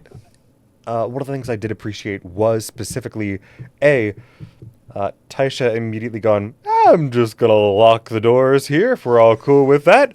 Make sure nobody makes a break for it prematurely because... No. Well, what's even funnier about we're not going to deal with that. This is during the conversation with Captain Phaedra and Dame Ceramide. When they were first about to discuss, hey, so here's some of the shit that went down. Because you guys don't seem to know about it. Just testing the waters. You don't know about that shit? Okay. Lock the doors. We're gonna... But it's Julian that tells her to lock the doors, and she goes, bet. Yes. Yes. And I did when love... they are on the same page together, they're dangerous. Yes. And I ship them. And I said that last time, and I continue Oh, to yeah. say it. Oh, yeah. Absolutely. Well, and especially... I'm getting ahead of myself now. Brennan as Alligar finding out that Julian is his stepdad. And then Hal finding out that Julian is... Girl... Well, really, we just want Hal and Tyshawn to polycule with all the people that they like. I mean, yes. That's what we really want. But I know what fan fictions I'm searching for when I get home tonight. What was I going to say? Oh, but... Because they did make a comment. I think it was... Assuming that I was hearing correctly, because it was kind of a whispered comment during the next episode. Yeah. Kind of a whispered comment while I was doing something. It sounded like Bria as Taisha went, "Hey, do you want to Eiffel Tower Hannon with me?" She did, in fact, say that. Yes, it sounded like and then Matt went, to Julian. Good, good. Before that, when Hannon and Valus are talking, that prompted that, you also see Abria turn to Matt and go, like, just over the edge of the table. And then Matt looks over and goes, and then she makes the comment when the dialogue between Hannon and Valus is over. I love that. It was great. It's chef's kiss. Yeah. It was hilarious. And just Abria and Matt playing off of each other. Oh, yeah. Like, themselves, but so in a way that, like, Taisha and Julian wouldn't, but it's also hilarious to think that they would. Yeah. It's right. prime. Because and this is another thing that has come up multiple times during this episode, and especially during the next episode, that is just the amount of interpersonal conflict within this party in particular is wild. Yeah. And how, they're all kind of happenstantially aligned, mostly because of what happened to Octus. Right. But also... Hey, man. They don't trust each other. These two have some serious history against one another because of personal and family drama.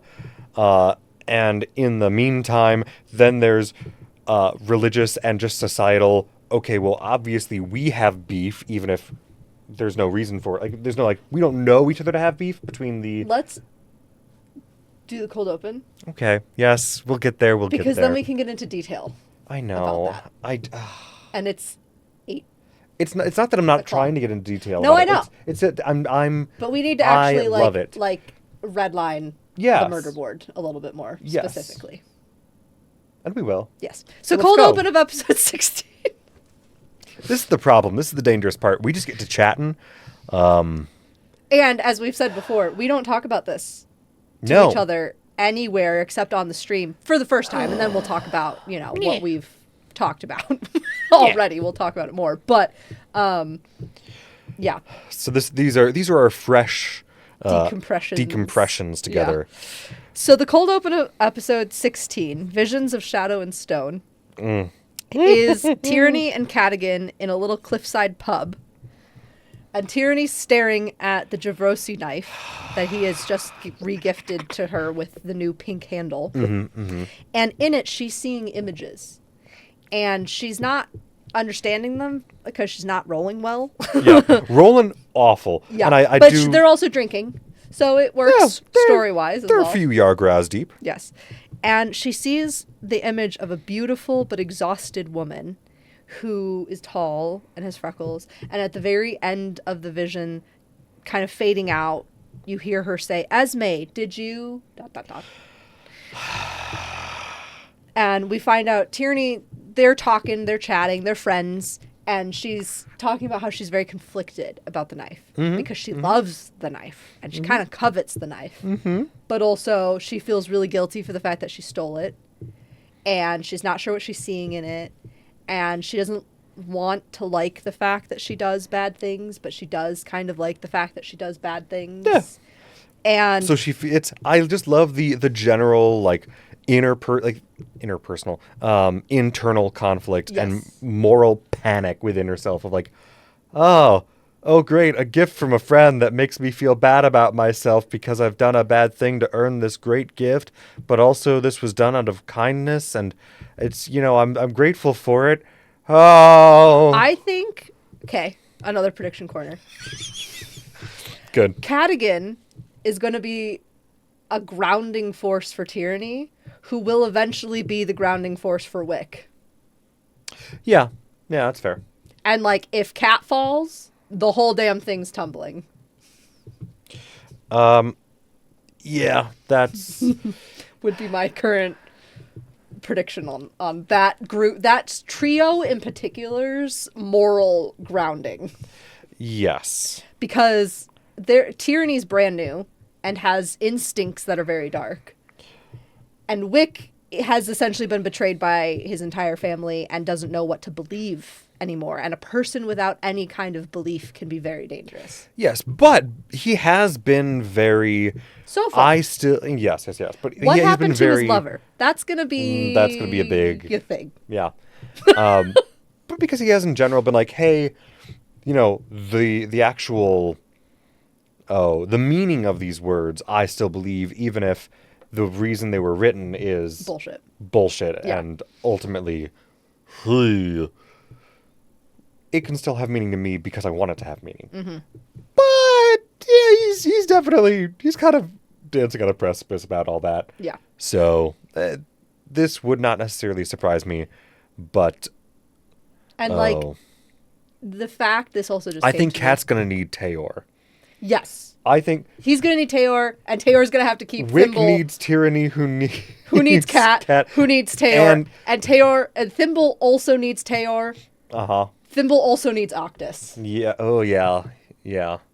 When they get back together, it's going to be interesting to see their interactions. I don't want to know what she's going to do when she finds out what happened to him. Ooh. But she's also... They're all on a precipice. And Tayor is on an exploration of self. Yes. But not nearly at this point to the same extent of moral conflict as the rest of them. No. He's...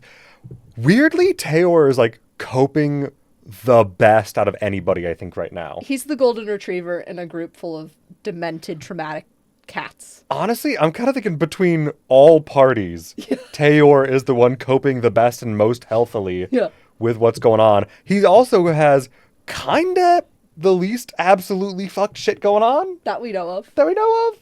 I mean, like, yeah, he's got a lot of stuff to deal with, and his brother is petrified. His brother's a statue right now. Right. But, like, okay, that's a fixable problem.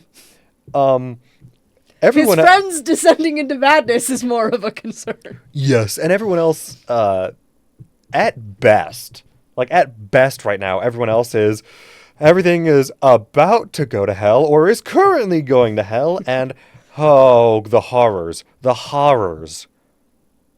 Yeah. That's great. Yeah. I eat it up.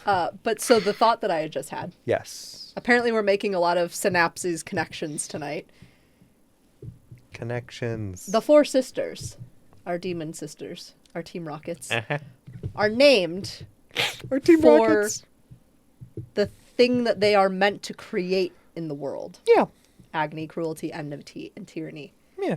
And tyranny keeps telling Wick to overthrow his family. Yeah.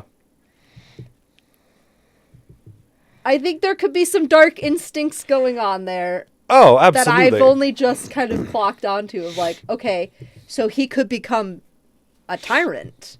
Yeah. If things go wrong. If he ends up in a position of power where he has the opportunity to be a little tyrannical, I would not be surprised if either because of her influence and or, assuming shit goes dark. Right. Yeah, there's... Or that's what his family wanted him to become with her as his aspirant. Yes, and now they're both fighting it. Yes, that is kind of the vibe I definitely get. And again, this is I'm joining you in this off the cuff basket making session. Basket weaving, underwater basket weaving. Yes, that's what it's not prediction corner anymore. We're underwater basket weaving. Yes. Oh jeez. Man, you remember when extreme planking was a thing? Yes. For some reason... I'm not following this jump. Sorry. Oh, sorry. Okay. Anytime extreme planking was like a thing, I kind of was like, ugh, please. This is nowhere near as cool as extreme ironing. Because extreme ironing, people would be literally ironing clothes on like the side of a mountain or while like hanging off a cliff. Or there was a classic, some classic images of people scuba diving or even free diving, super as far like as deep as they could go with an ironing board and an iron, and just like. Yeah. And I just thinking about underwater basket weaving makes me think of extreme ironing. So I'm sorry, that was the jump to that Very led good. me to extreme planking, and then I was like, wait, I jumped too far. One step too far for me to follow. I need to reel it back in. Yes. Love the underwater basket weaving. Yes. You were saying with the basket that we're weaving. Oh, I'm joining you in the basket weaving. That's what I was saying. Oh.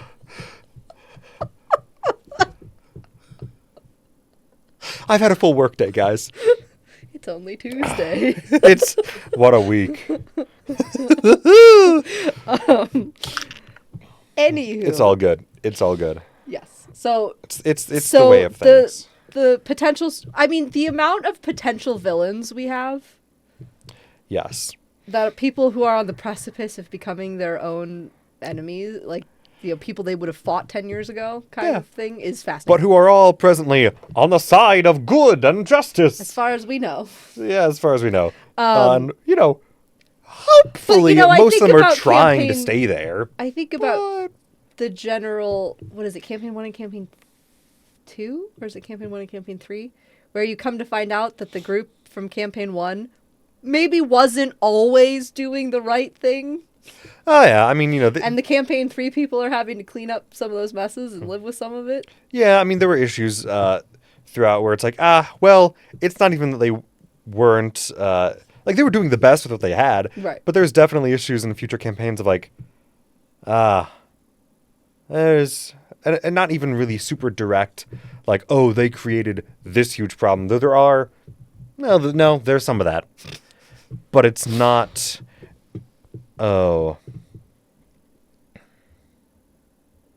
it's not too bad. Yeah. It tends to be a little bit more of they didn't finish cleaning up. Mm. It was they took care of that problem that affected them directly, and this other problem that would have affected the world directly. But then, like, hey, the rest of the people that guy hung out with are all still, like, they're still doing that shit. And now we have to deal with it. And you guys are too busy taking care of other, like, more obviously large-scale problems or your own, like, personal, your regions that you have dominion over, like, problems. Mm-hmm. Yes. Yeah. But anyway, so back to Tyranny and Cat. Or they get called in as cavalry later for beautiful, beautiful stuff. Yes. Anywho. So Tyranny is explaining to Cat how she's conflicted about all of this. And Cat tells her, you're allowed to feel what you feel about it. Mm-hmm.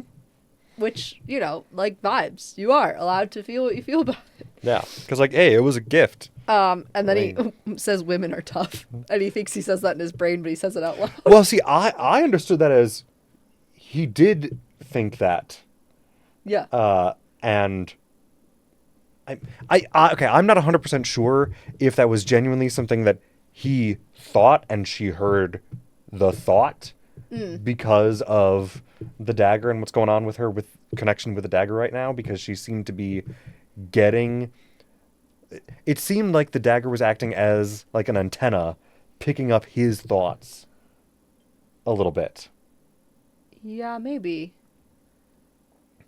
Especially if that's what it was. Especially with the next little bit of the scene. Yeah, but where she was like seeing stuff from his past. Specific moment wasn't really clarified, I guess. Yeah, that I wasn't sure. And they're drunk enough that my brain just went to Cat being Cat, and he said it out loud. Which, I mean, he definitely played it off that way. Yeah. We're like, oh, that's what he thinks.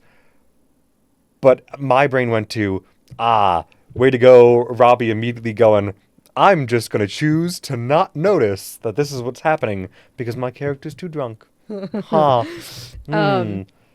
So then she sees an image. Well, first she She asks if him and Taylor are together. Yes. If they were ever boyfriends. Because she saw an image of them embracing. Yes. Yeah, and it's like, oh.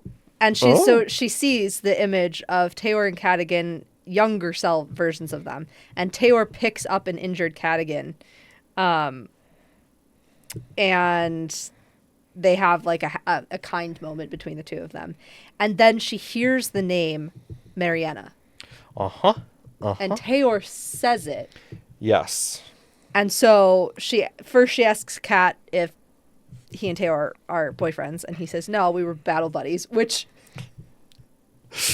That's so... You can see Whitney go, and then Tyranny, because Whitney's like, no, this is in character, go, isn't that the same thing? Like, oh, is that just what they're calling it these days? Right. Okay. And then she says, do you know who Mariana is? And you watch Robbie as Kat, his face just like drops. I heard his face drop. Yes. And this is a lore moment. Yeah. Turn up the volume. Yes. Where did you hear that name? She says, oh, Taylor said it, because she explains that she's seeing images in the blade. That she doesn't know if they're real or not. And she says, Taylor said it in this image, in the knife.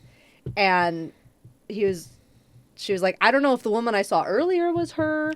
And then Cadigan has her kind of describe what she looks like. And he's like, no, that's her, but I need you not to say her name anymore.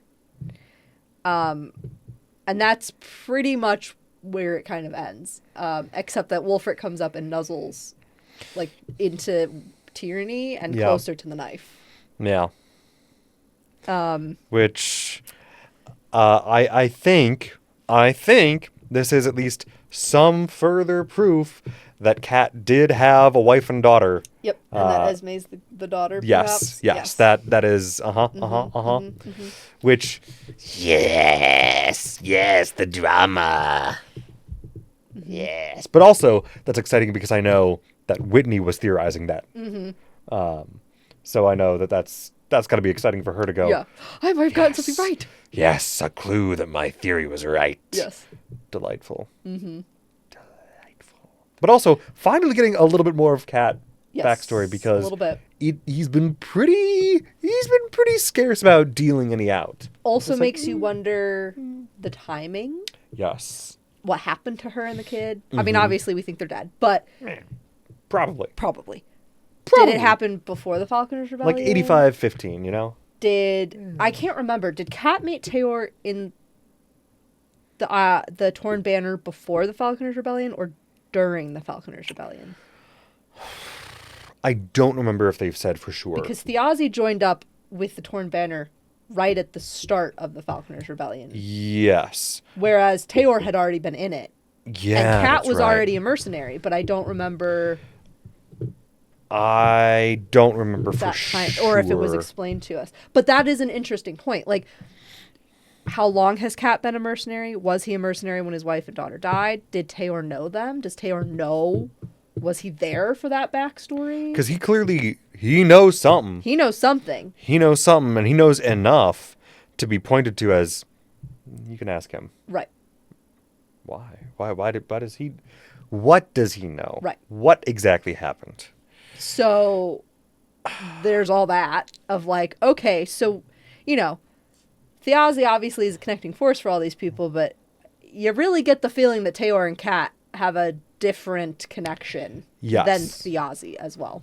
Yes.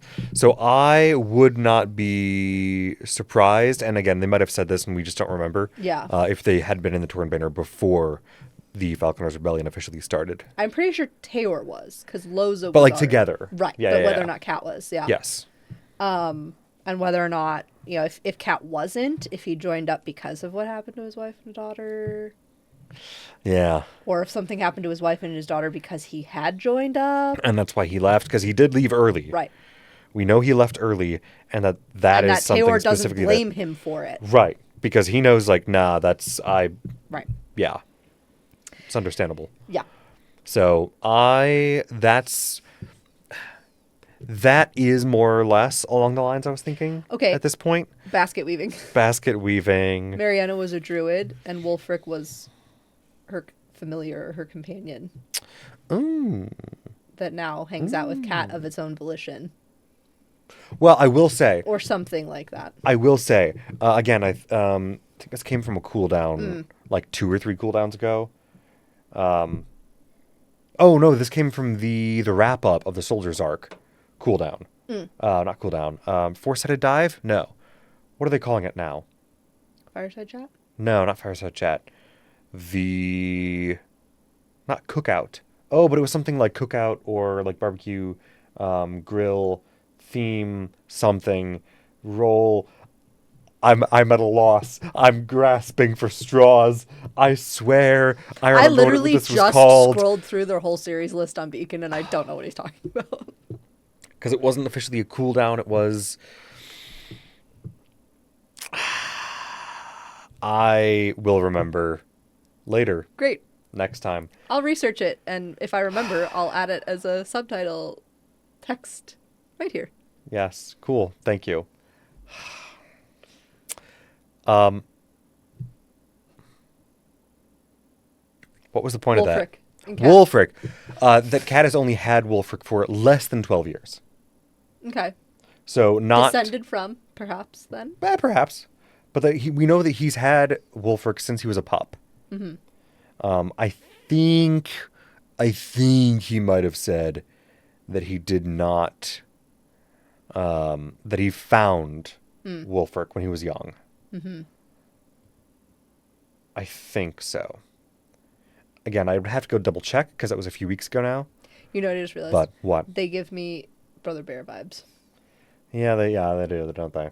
Kenai and Coda. Yeah. Yeah. Yeah. And turning into the thing that you, and vice versa, and all that.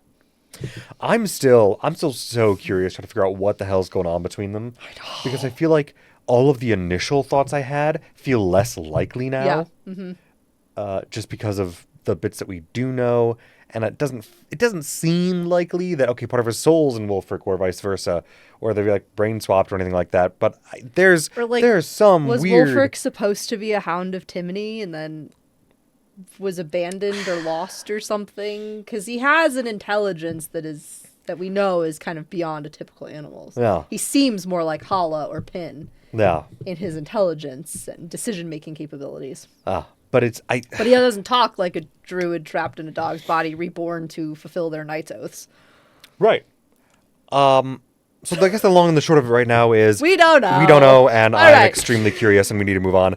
But I love all of this, and I'm very excited that we got this great, beautiful little moment between Tyranny and Cat. And also the absolute devastating burn of... Okay, Cat, you look into the knife and you see a haggard, tired drunk. Forgot that. It's just... And he's like, oh, who is it? You.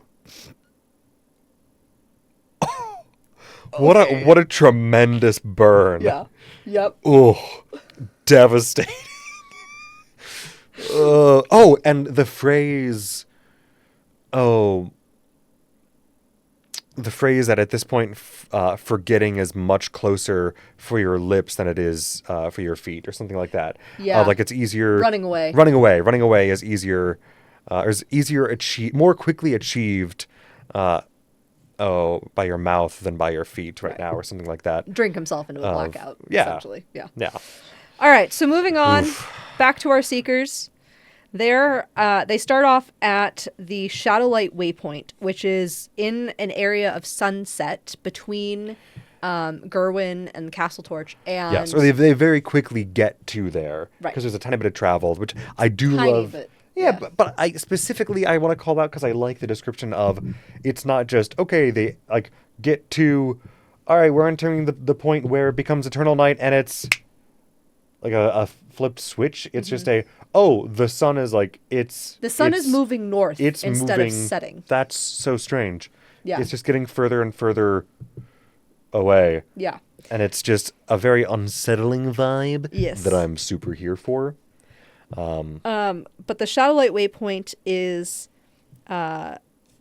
an area in this border between Gerwin and the Eternal Night that is held by the Circle of Ancients, which is Yes. Taisha's druid circle. Yes. It's a druid encampment about 200 strong. And it has a lot of druids, and it also has a lot of orcish paladins, specifically of the Order of Roses. Yes. Which I did, because the way some of the armor was described, and the Gorgeous. the battle axe that is literally it's a living wood, wood, except for this edge and the point, which are steel. Yep. Yeah. So this is the description of Sir Obzaz's claw. Sure. His armor of living wood and steel and moss. Yes. And it's so freaking cool. And like we won't do it justice. So all if the roots you, intertwining. Yeah, and... if you want to hear Brennan's absolutely amazing description of it, go watch the start of this episode. Because it's beautiful prose. Yes, I love it. And they are currently there for two reasons. They're guarding a shipment of filament that's going into Venatus, which is the land of Eternal Night, and additionally, there is a doctor from the Totality called Dr. Almri Tutler, and she has discovered a prophecy that they think might bring back the sun to the Eternal Night. And so they're also helping to protect her and her contingent as they go to see if this prophecy is real and if it's fulfillable. The sword of sparrows and the... Right. I have all that written down. Child of mercy holding the sword aloft and... Right. But they essentially are having... a very tense conversation amongst our seekers of where everybody's loyalties lies and what does trust look like in this group. Which desperately needed to happen at some point. Yeah. So I'm grateful that I think it was Julian who was like, "Hey, if we're going to do this, we need to actually clear the air because I know like what are we doing here, folks?" Mm-hmm. And essentially what it boils down to is they're trusting each other because they kind of have to. Yes.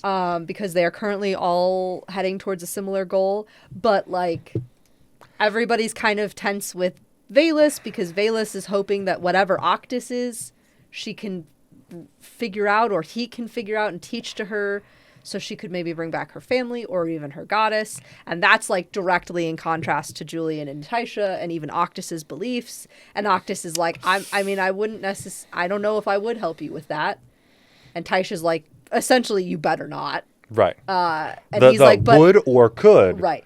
And he's like, but I need to figure it out for myself first. Like, I'm not focusing on your stuff.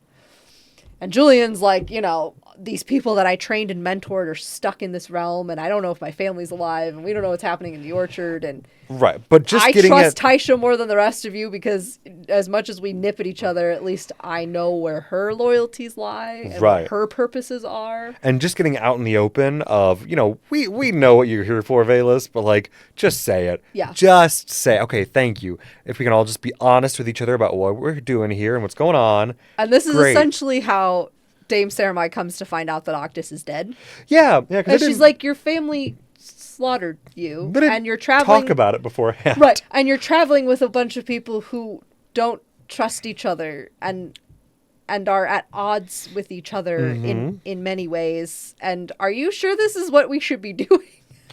I did enjoy her just like listing off all of the, hey, these are all the reasons this expedition is absolutely fakakta. What are we doing?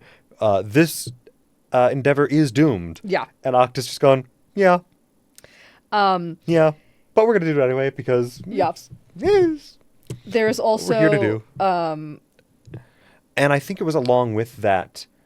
And I could be jumping ahead a little bit. I don't remember. We are jumped ahead a little bit, but it's not being out of order is not all that bad for the story of this episode. But with Gaia Saramai saying, "Oh, it has occurred to me to break off and go like find some other member of your house and tell them what's happening to here. Snitch." Yeah. And he's like, "Are you going to?" And she says, "The world is mad. Let us be madder still."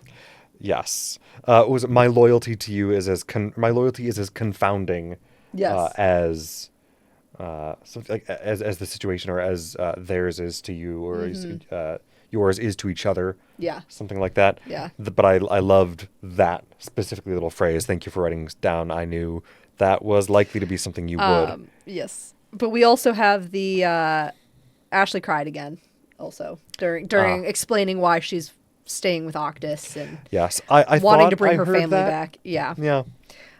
Also, Octus calls out Julian for treating him and speaking to him with disrespect. Yes. I was like, hey, you're a member of a lower house, actually. You've been real disrespectful to me lately. I was standing at the... There were 2 moments in this episode, and this is one of them, where I go, is Octus a baby dom?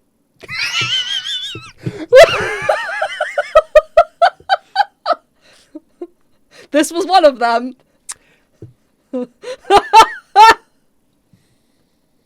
Yeah. Valid. Yeah. Calling Valid. out Julian, the way he called him out, the way Alex was looking at Matt when he said it, dude, you have to go watch it. Because I was just like... Don't get me wrong. I You could hear it, but I was just like, what the fuck? So first I wrote Octus is getting a backbone.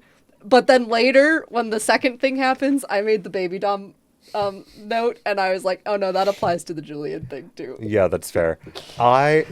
This specifically, I was just like, oh, yeah, there's He is actually still Primus Taconis' son. Yeah, this is... And he's known you for 5 days. And the people he likes in this group, and in general, don't like you. Taisha doesn't really like you, though she respects you. Yeah. Thimble doesn't like you, and Thimble's one of his best friends. Yeah. You know. There's... Oh, okay. I am a prince, and you are but a knight.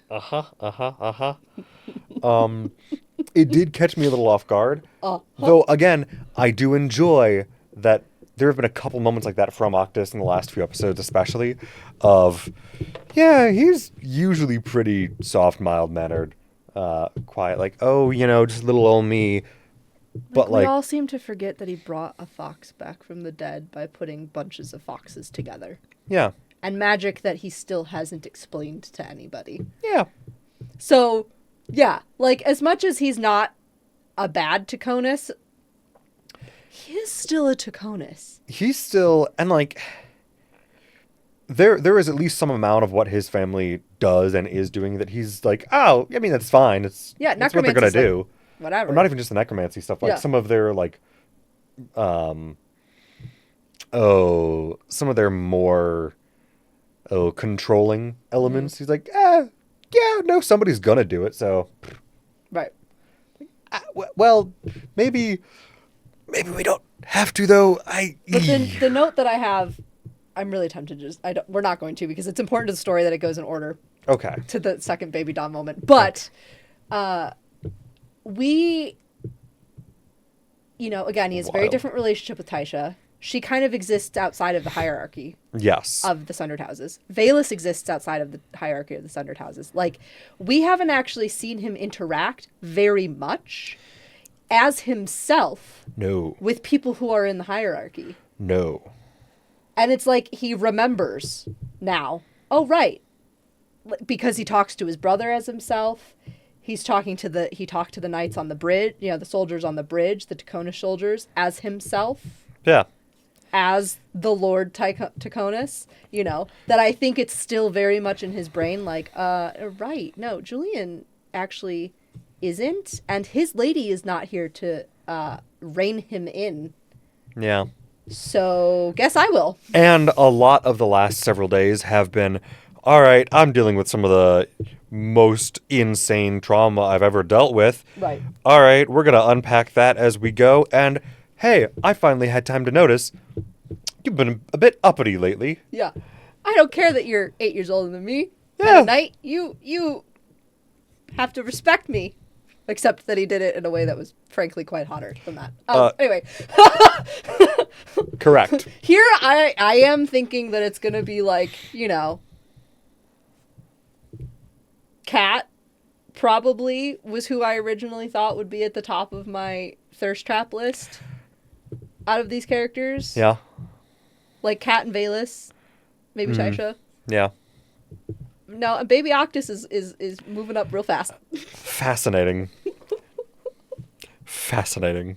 Anyway, so the prophecy ends up not really being important because I kind of want to save a little bit of time, we're not going to go into specifics of it. Yeah. However, it Essentially, is very amusing. Yeah, Octus does a history check that's really high, and he figures out that the prophecy already happened 600 years ago when it was told. Yeah. It was about a king who was keeping an eternal winter, and it was already solved.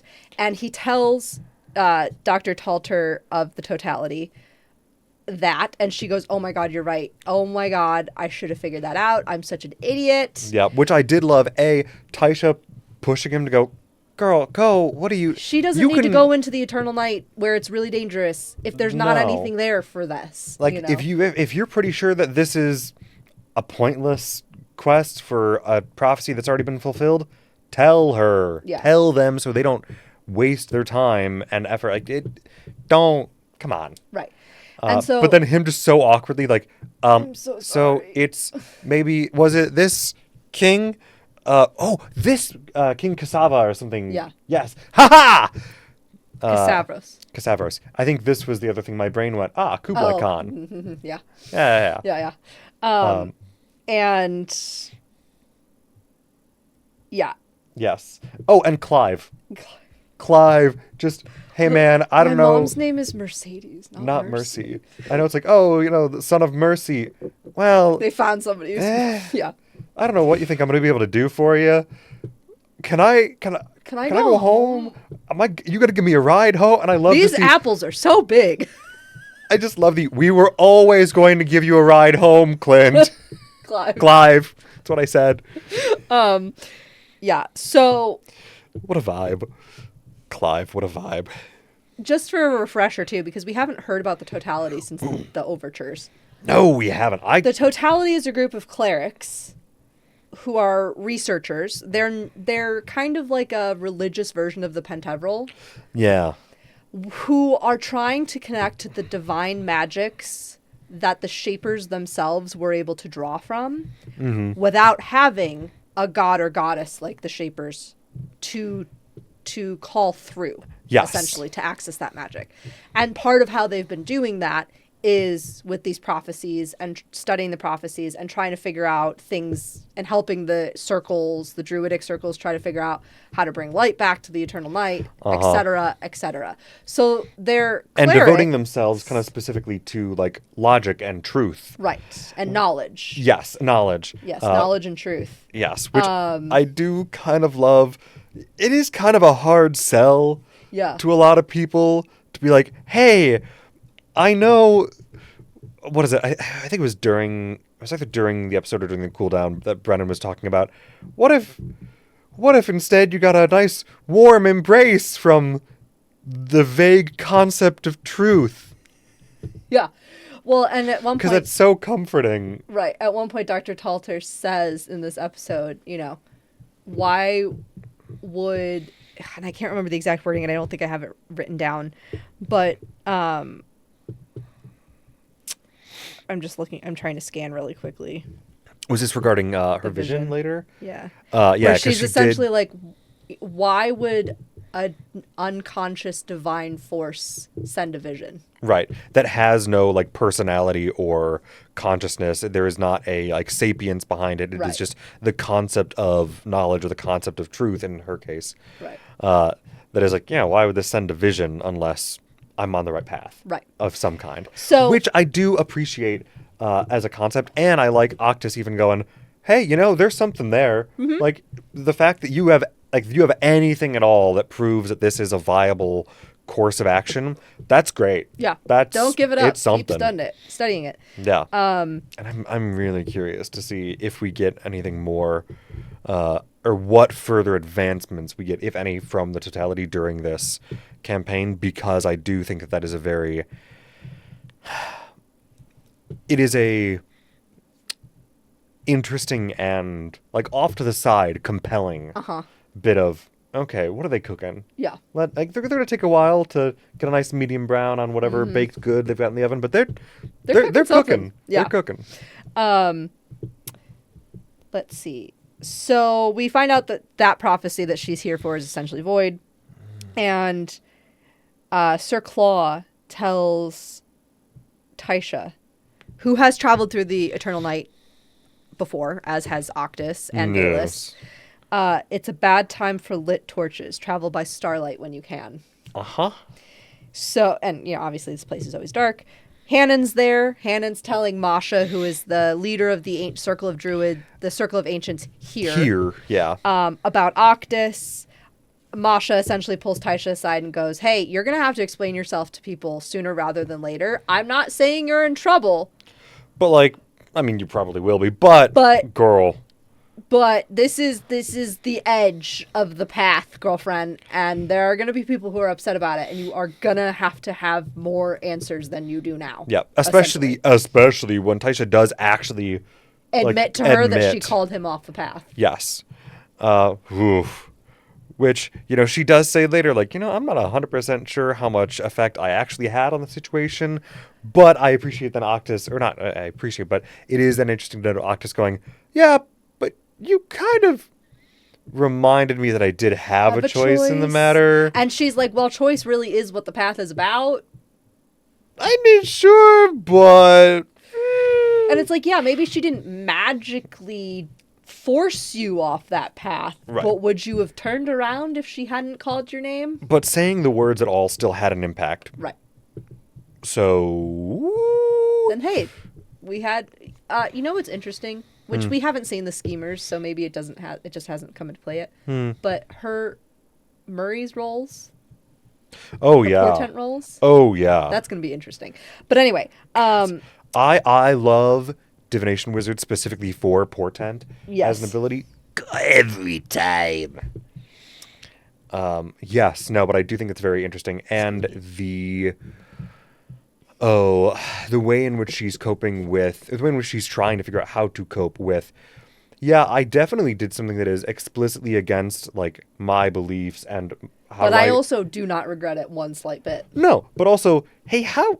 And I think Masha specifically bringing up, hey, how do you actually continue to do your job and justify it to everyone else when you have to then continue to tell everyone else not to do what you did? Why is your situation different? Yeah. I get that you're justified in that, and it would be, incredibly arrogant to say that I would do differently because, I don't know, I might not.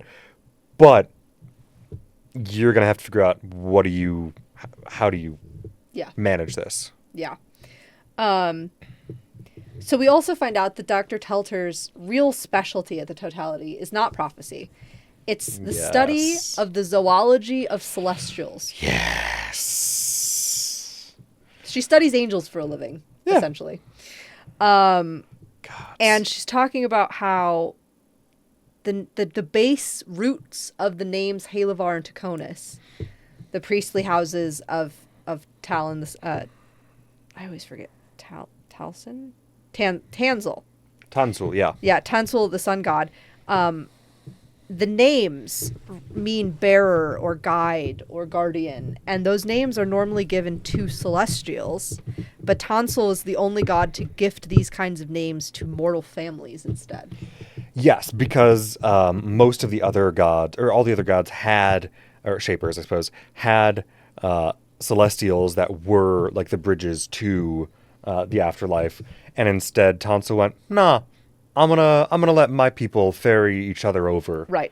Which is then how the Taconis has ended up in charge of the passage between life and death. There was also a funny moment during this bit where they're singing a song and replacing the words with wagon, and then Matt goes, "We can't afford that," and Brennan goes, 3 seconds is fair use. Yeah, it's fine. Let's see. Okay, so this was like the tension argument in terms of like the order of events that we just talked about. Yes. Octus and Dame Saramai. Okay, so Taisha decides she wants to go talk to the doctor because she studies the zoology of celestials, and the Stone of Night Song is made from the rib of a celestial. Yep. So, hey, so that this might is maybe be useful. somebody we should talk to before she disappears back to the Totality's headquarters. And literally telling Octus, like, hey, you don't want to go ask ask her about that? Like maybe if she knows something about this thing that you are tied to and that it was involved in a ritual Right. with your death and you don't want to ask her anything about that, which I understand he's hesitant to because, hey, still a little soon. Right.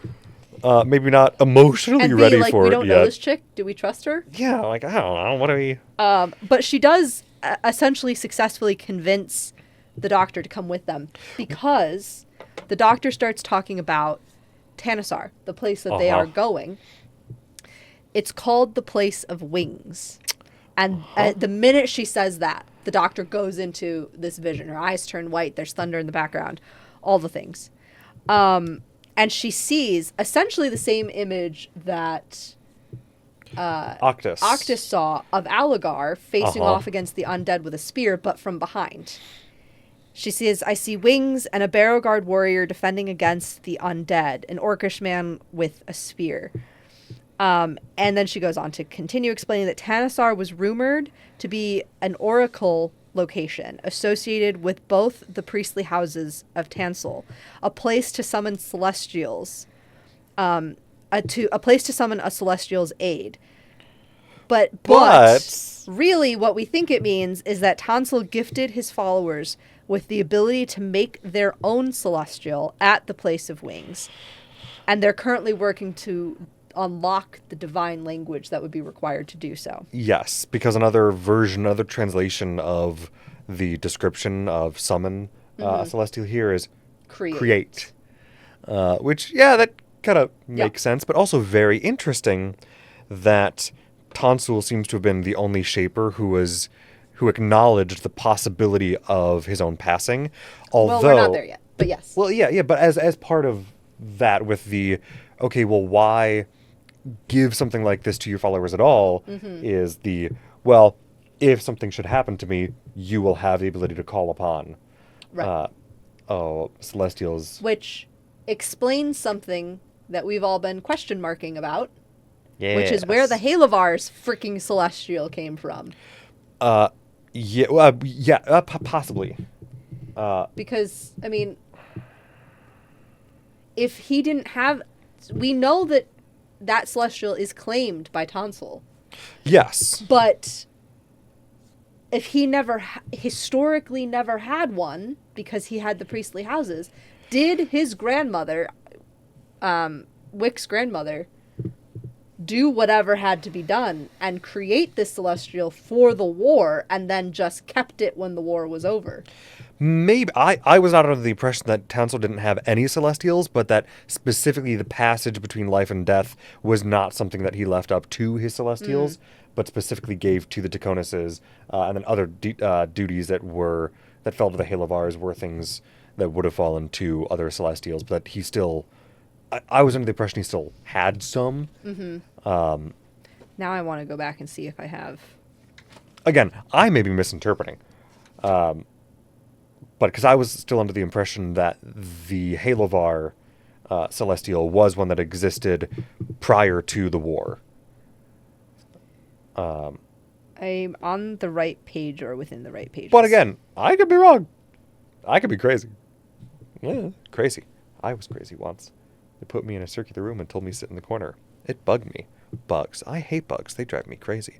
I was crazy once. Are we going to get copyrighted? They put me in a circular room and told me to sit in the corner. I don't think so. I don't think it's copywritten. I don't know where that... you know what? I don't even know where that's from. But I don't think so.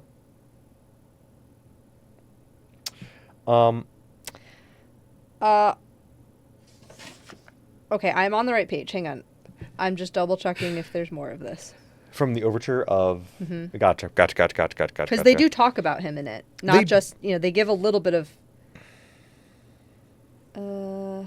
They do, but I didn't think they actually, said that Celestial's origins. I could be wrong.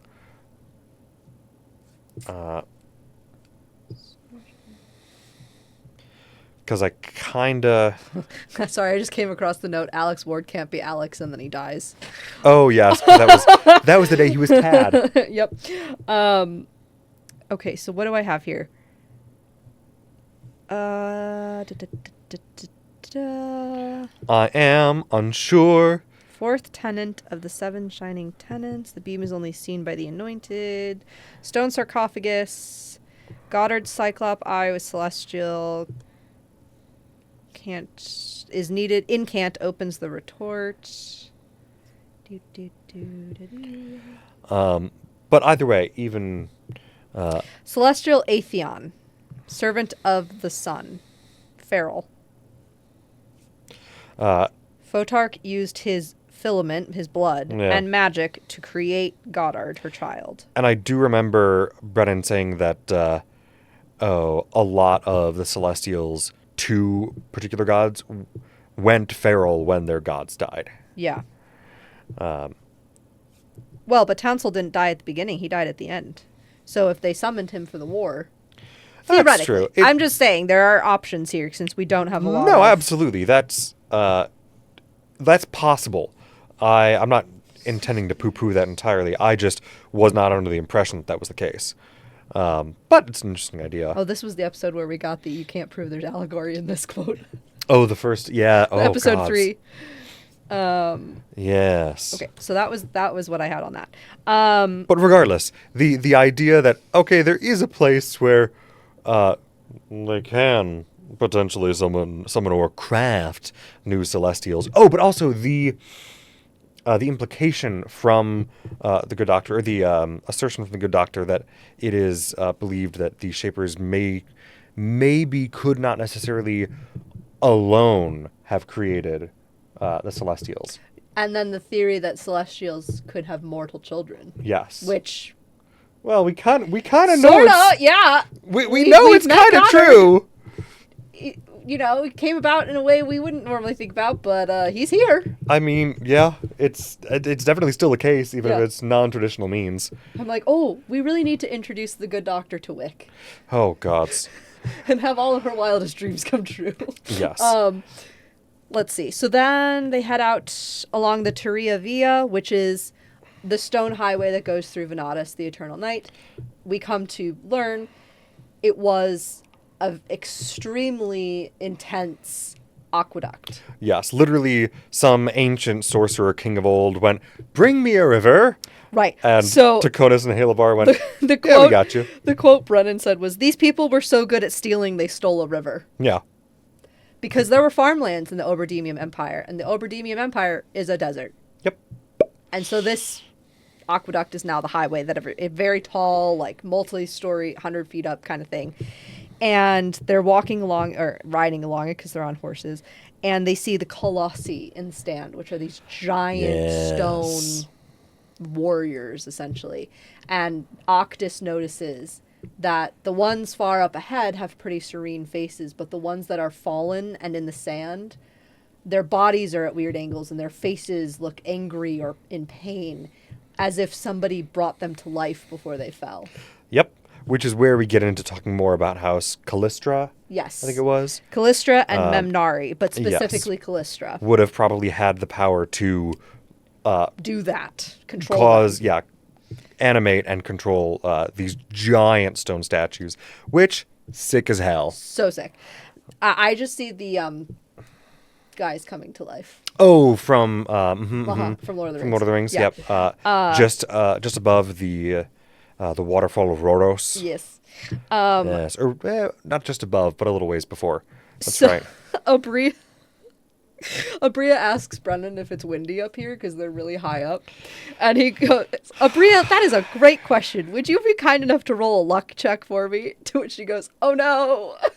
I'm never asking for anything ever again." Yep. Excuse me. Yes, this is also where we find out that Tonsil also crafted Tenazar to help avenge his death should his brother Asgar kill him. Asgura. Asgore. A-Z-G... A-Z-G... Asgura. There's no A at the end. And I wrote it from the thingy. Osgra? Osgra. Osgra. Os... The Maybe orc, I wrote it the wrong. shaper of the orcs? Yeah. Yeah. Osgra. Right? I'm checking. Oh my god, sorry, the pictures. I need to go back and fill some of these out a little bit more. Yes, Now but that we've got level 4 folks. Yes. But it was, A, very interesting that Tonsul thought about his own demise, and B, figured, it'll probably be at the hands of my brother, the shaper of, war, conquest, and death and destruction. Which, yeah, that it makes sense. And I like the comment that I think it was Abria who said that, well, it was kind of not true, but also in a way kind of true, because it was still the orcs who ultimately led to the destruction of the Shapers in general, because they're the ones who led to the destruction of their own Shaper that led to everyone else going, oh, we can take these guys down. Oh my god, my notes from the beginning, before I had a system down of how to write notes for Oh this. no. Chaos? Yeah. Even for me. Organized chaos, but... It is organized chaos, but even for me, this is a lot. Oh, God. Well, I'm pretty sure it was Osgura, though. I know, and I thought I had them all written out someplace. Regardless. This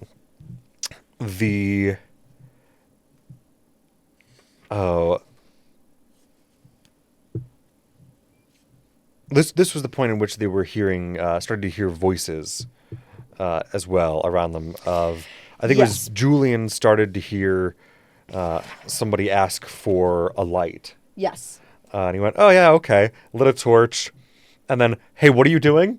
Well, he also got a nat 1 on their wisdom saving throw. Yeah. Which equals a 0.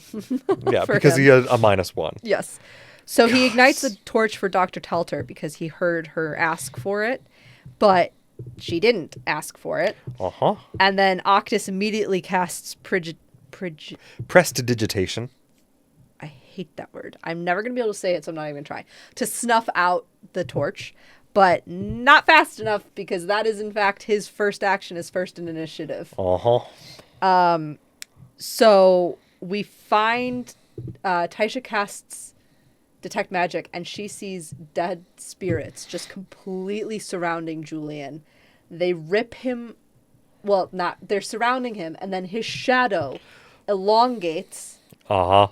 Reaches its arm around his shadowy arm, not his physical arm, but his shadowy arm around, chokes himself and pulls him off his horse and almost entirely out of the light of their group. Absolutely delightful. So we're deviously devilish. I love it. So is there a dead spirit living in? Because again, we know his shadow's cursed, right? And it's now reacting in this place full of undead spirit. The undead are here, but these are dead spirits. Yeah. But they're spirits nonetheless.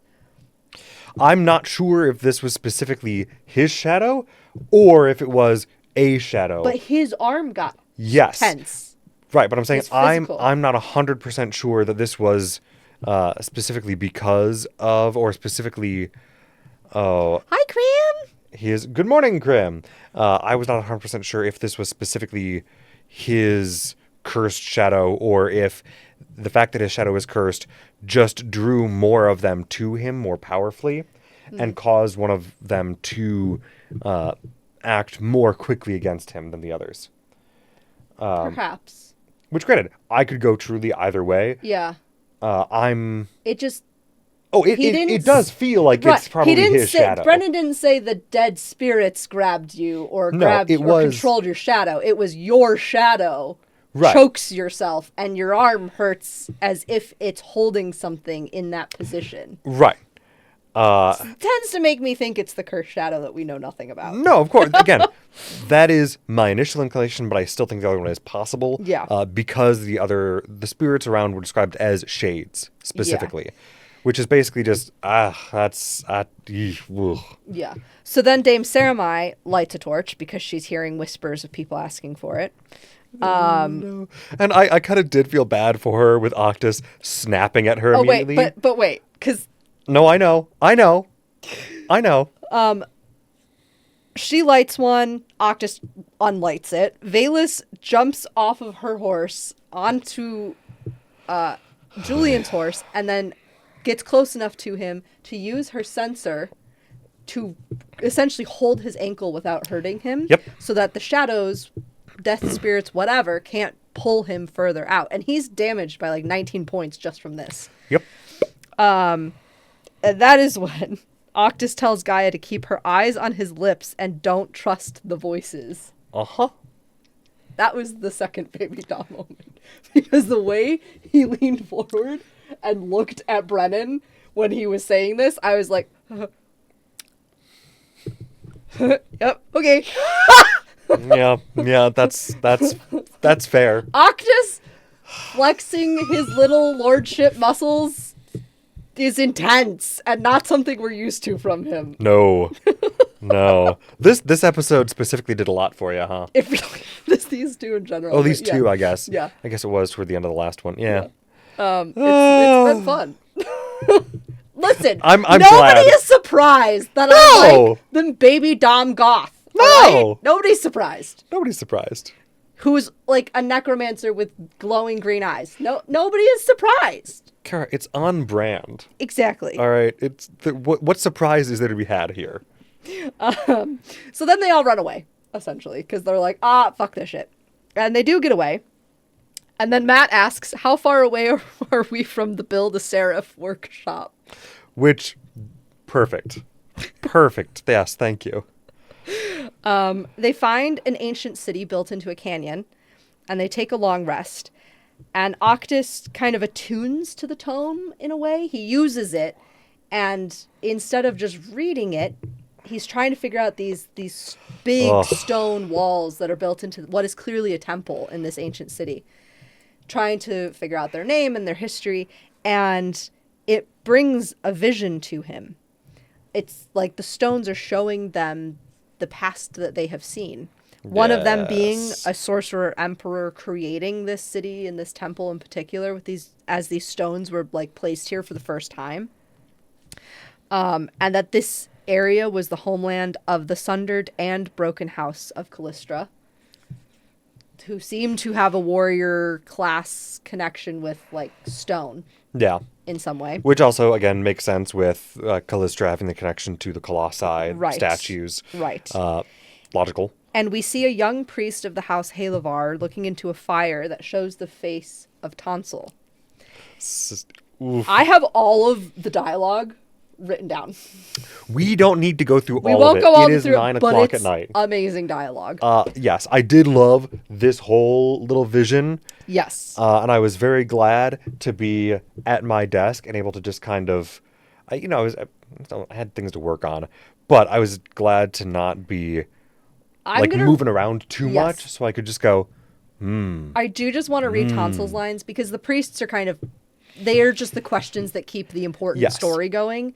Tonsil's lines are the ones that are important. Yes. There's a couple in particular I'm assuming you're going to... Yeah. The first one, in and of itself, is Tonsil says, ever sets the sun into the west, land of shadow. Then he says, does the sun not vanish with the coming of each and every night?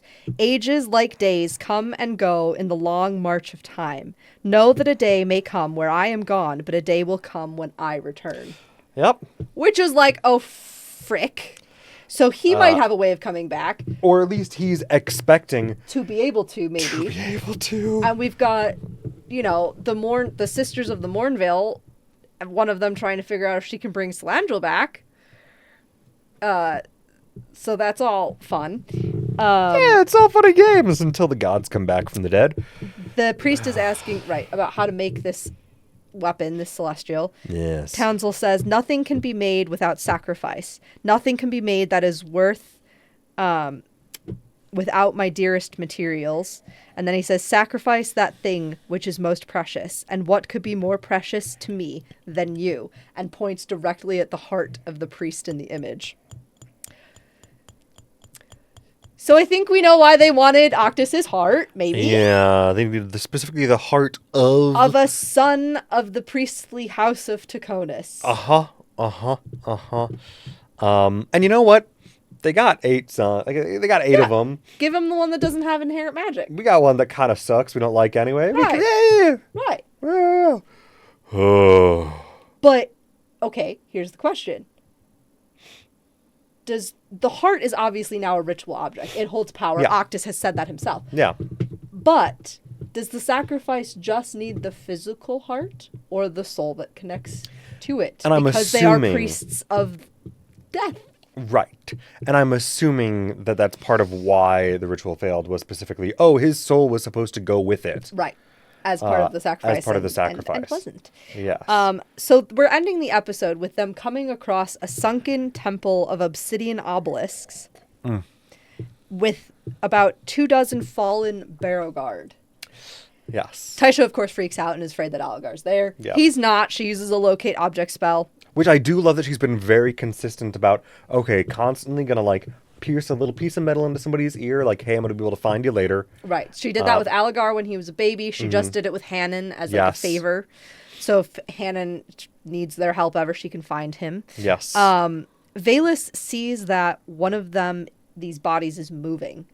So she gets close to it and tries to look into its eyes. And as she does so, hundreds of nightingales shoot out from its helm, leaving white bones on the ground. They surround her in like a vortex and lift her 5 feet off the ground. And this is genuinely one of my worst nightmares. Yeah. So there have been comments throughout this episode and episode 15, mostly this episode of 16, that there are too many birds. Never too many birds. Never too many birds. But the actors are saying there's too many birds. But also, and you just see Brendan kind of smirk. Yeah. He's like, too bad.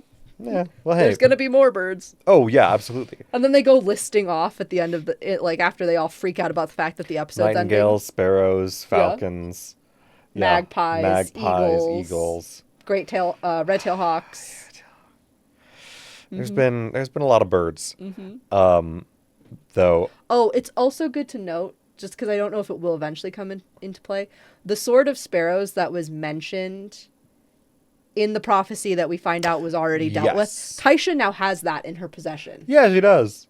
It's also a teeny little blade. It's like a dagger for her. Yeah. Essentially. But that does now exist amongst our group. So there's a sword that we don't know if it has any kind of magical connotations to it at all.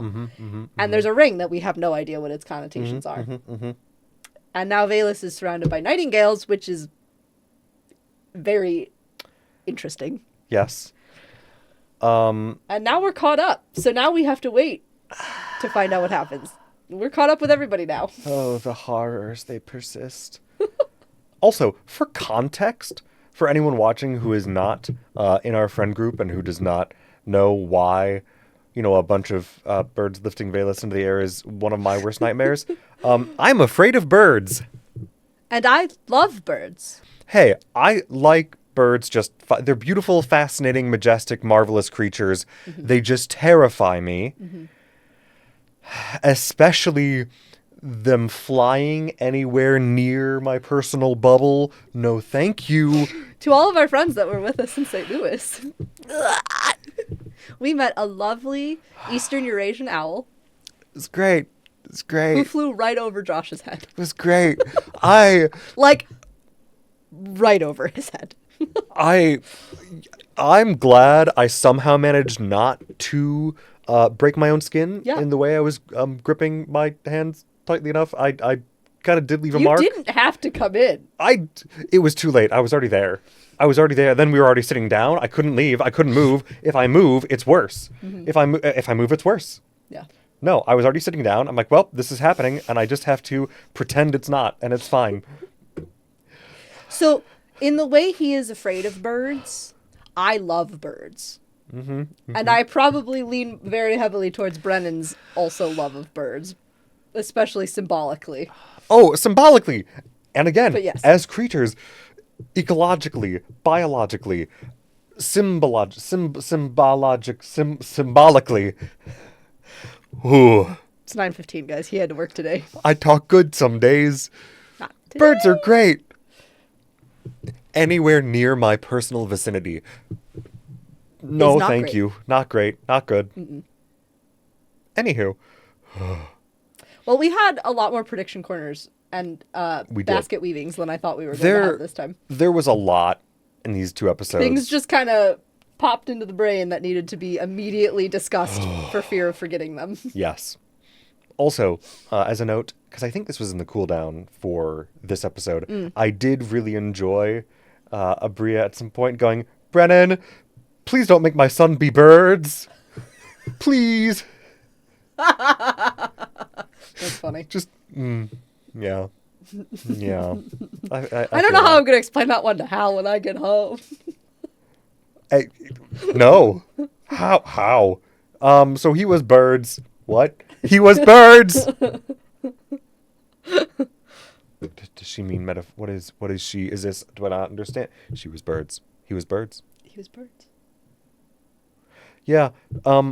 I'm kind of horrified about what's going on with the birds. Also, why are they nightingales? Because those seem to have a very elven connotation so far. Yes, they do. And but they're just hanging out in the ex-human empire. Yep, and specifically within the clothes of a corpse of a member of the Barrow Guard. Ooh, horrifying stuff. Very cool. Again, storytelling-wise, I eat it up. It's delightful. I love it. I need to not think about it too hard. Just wait till they animate it into a show. It'll be great. It'll be fine. And with that, I think we need to be done.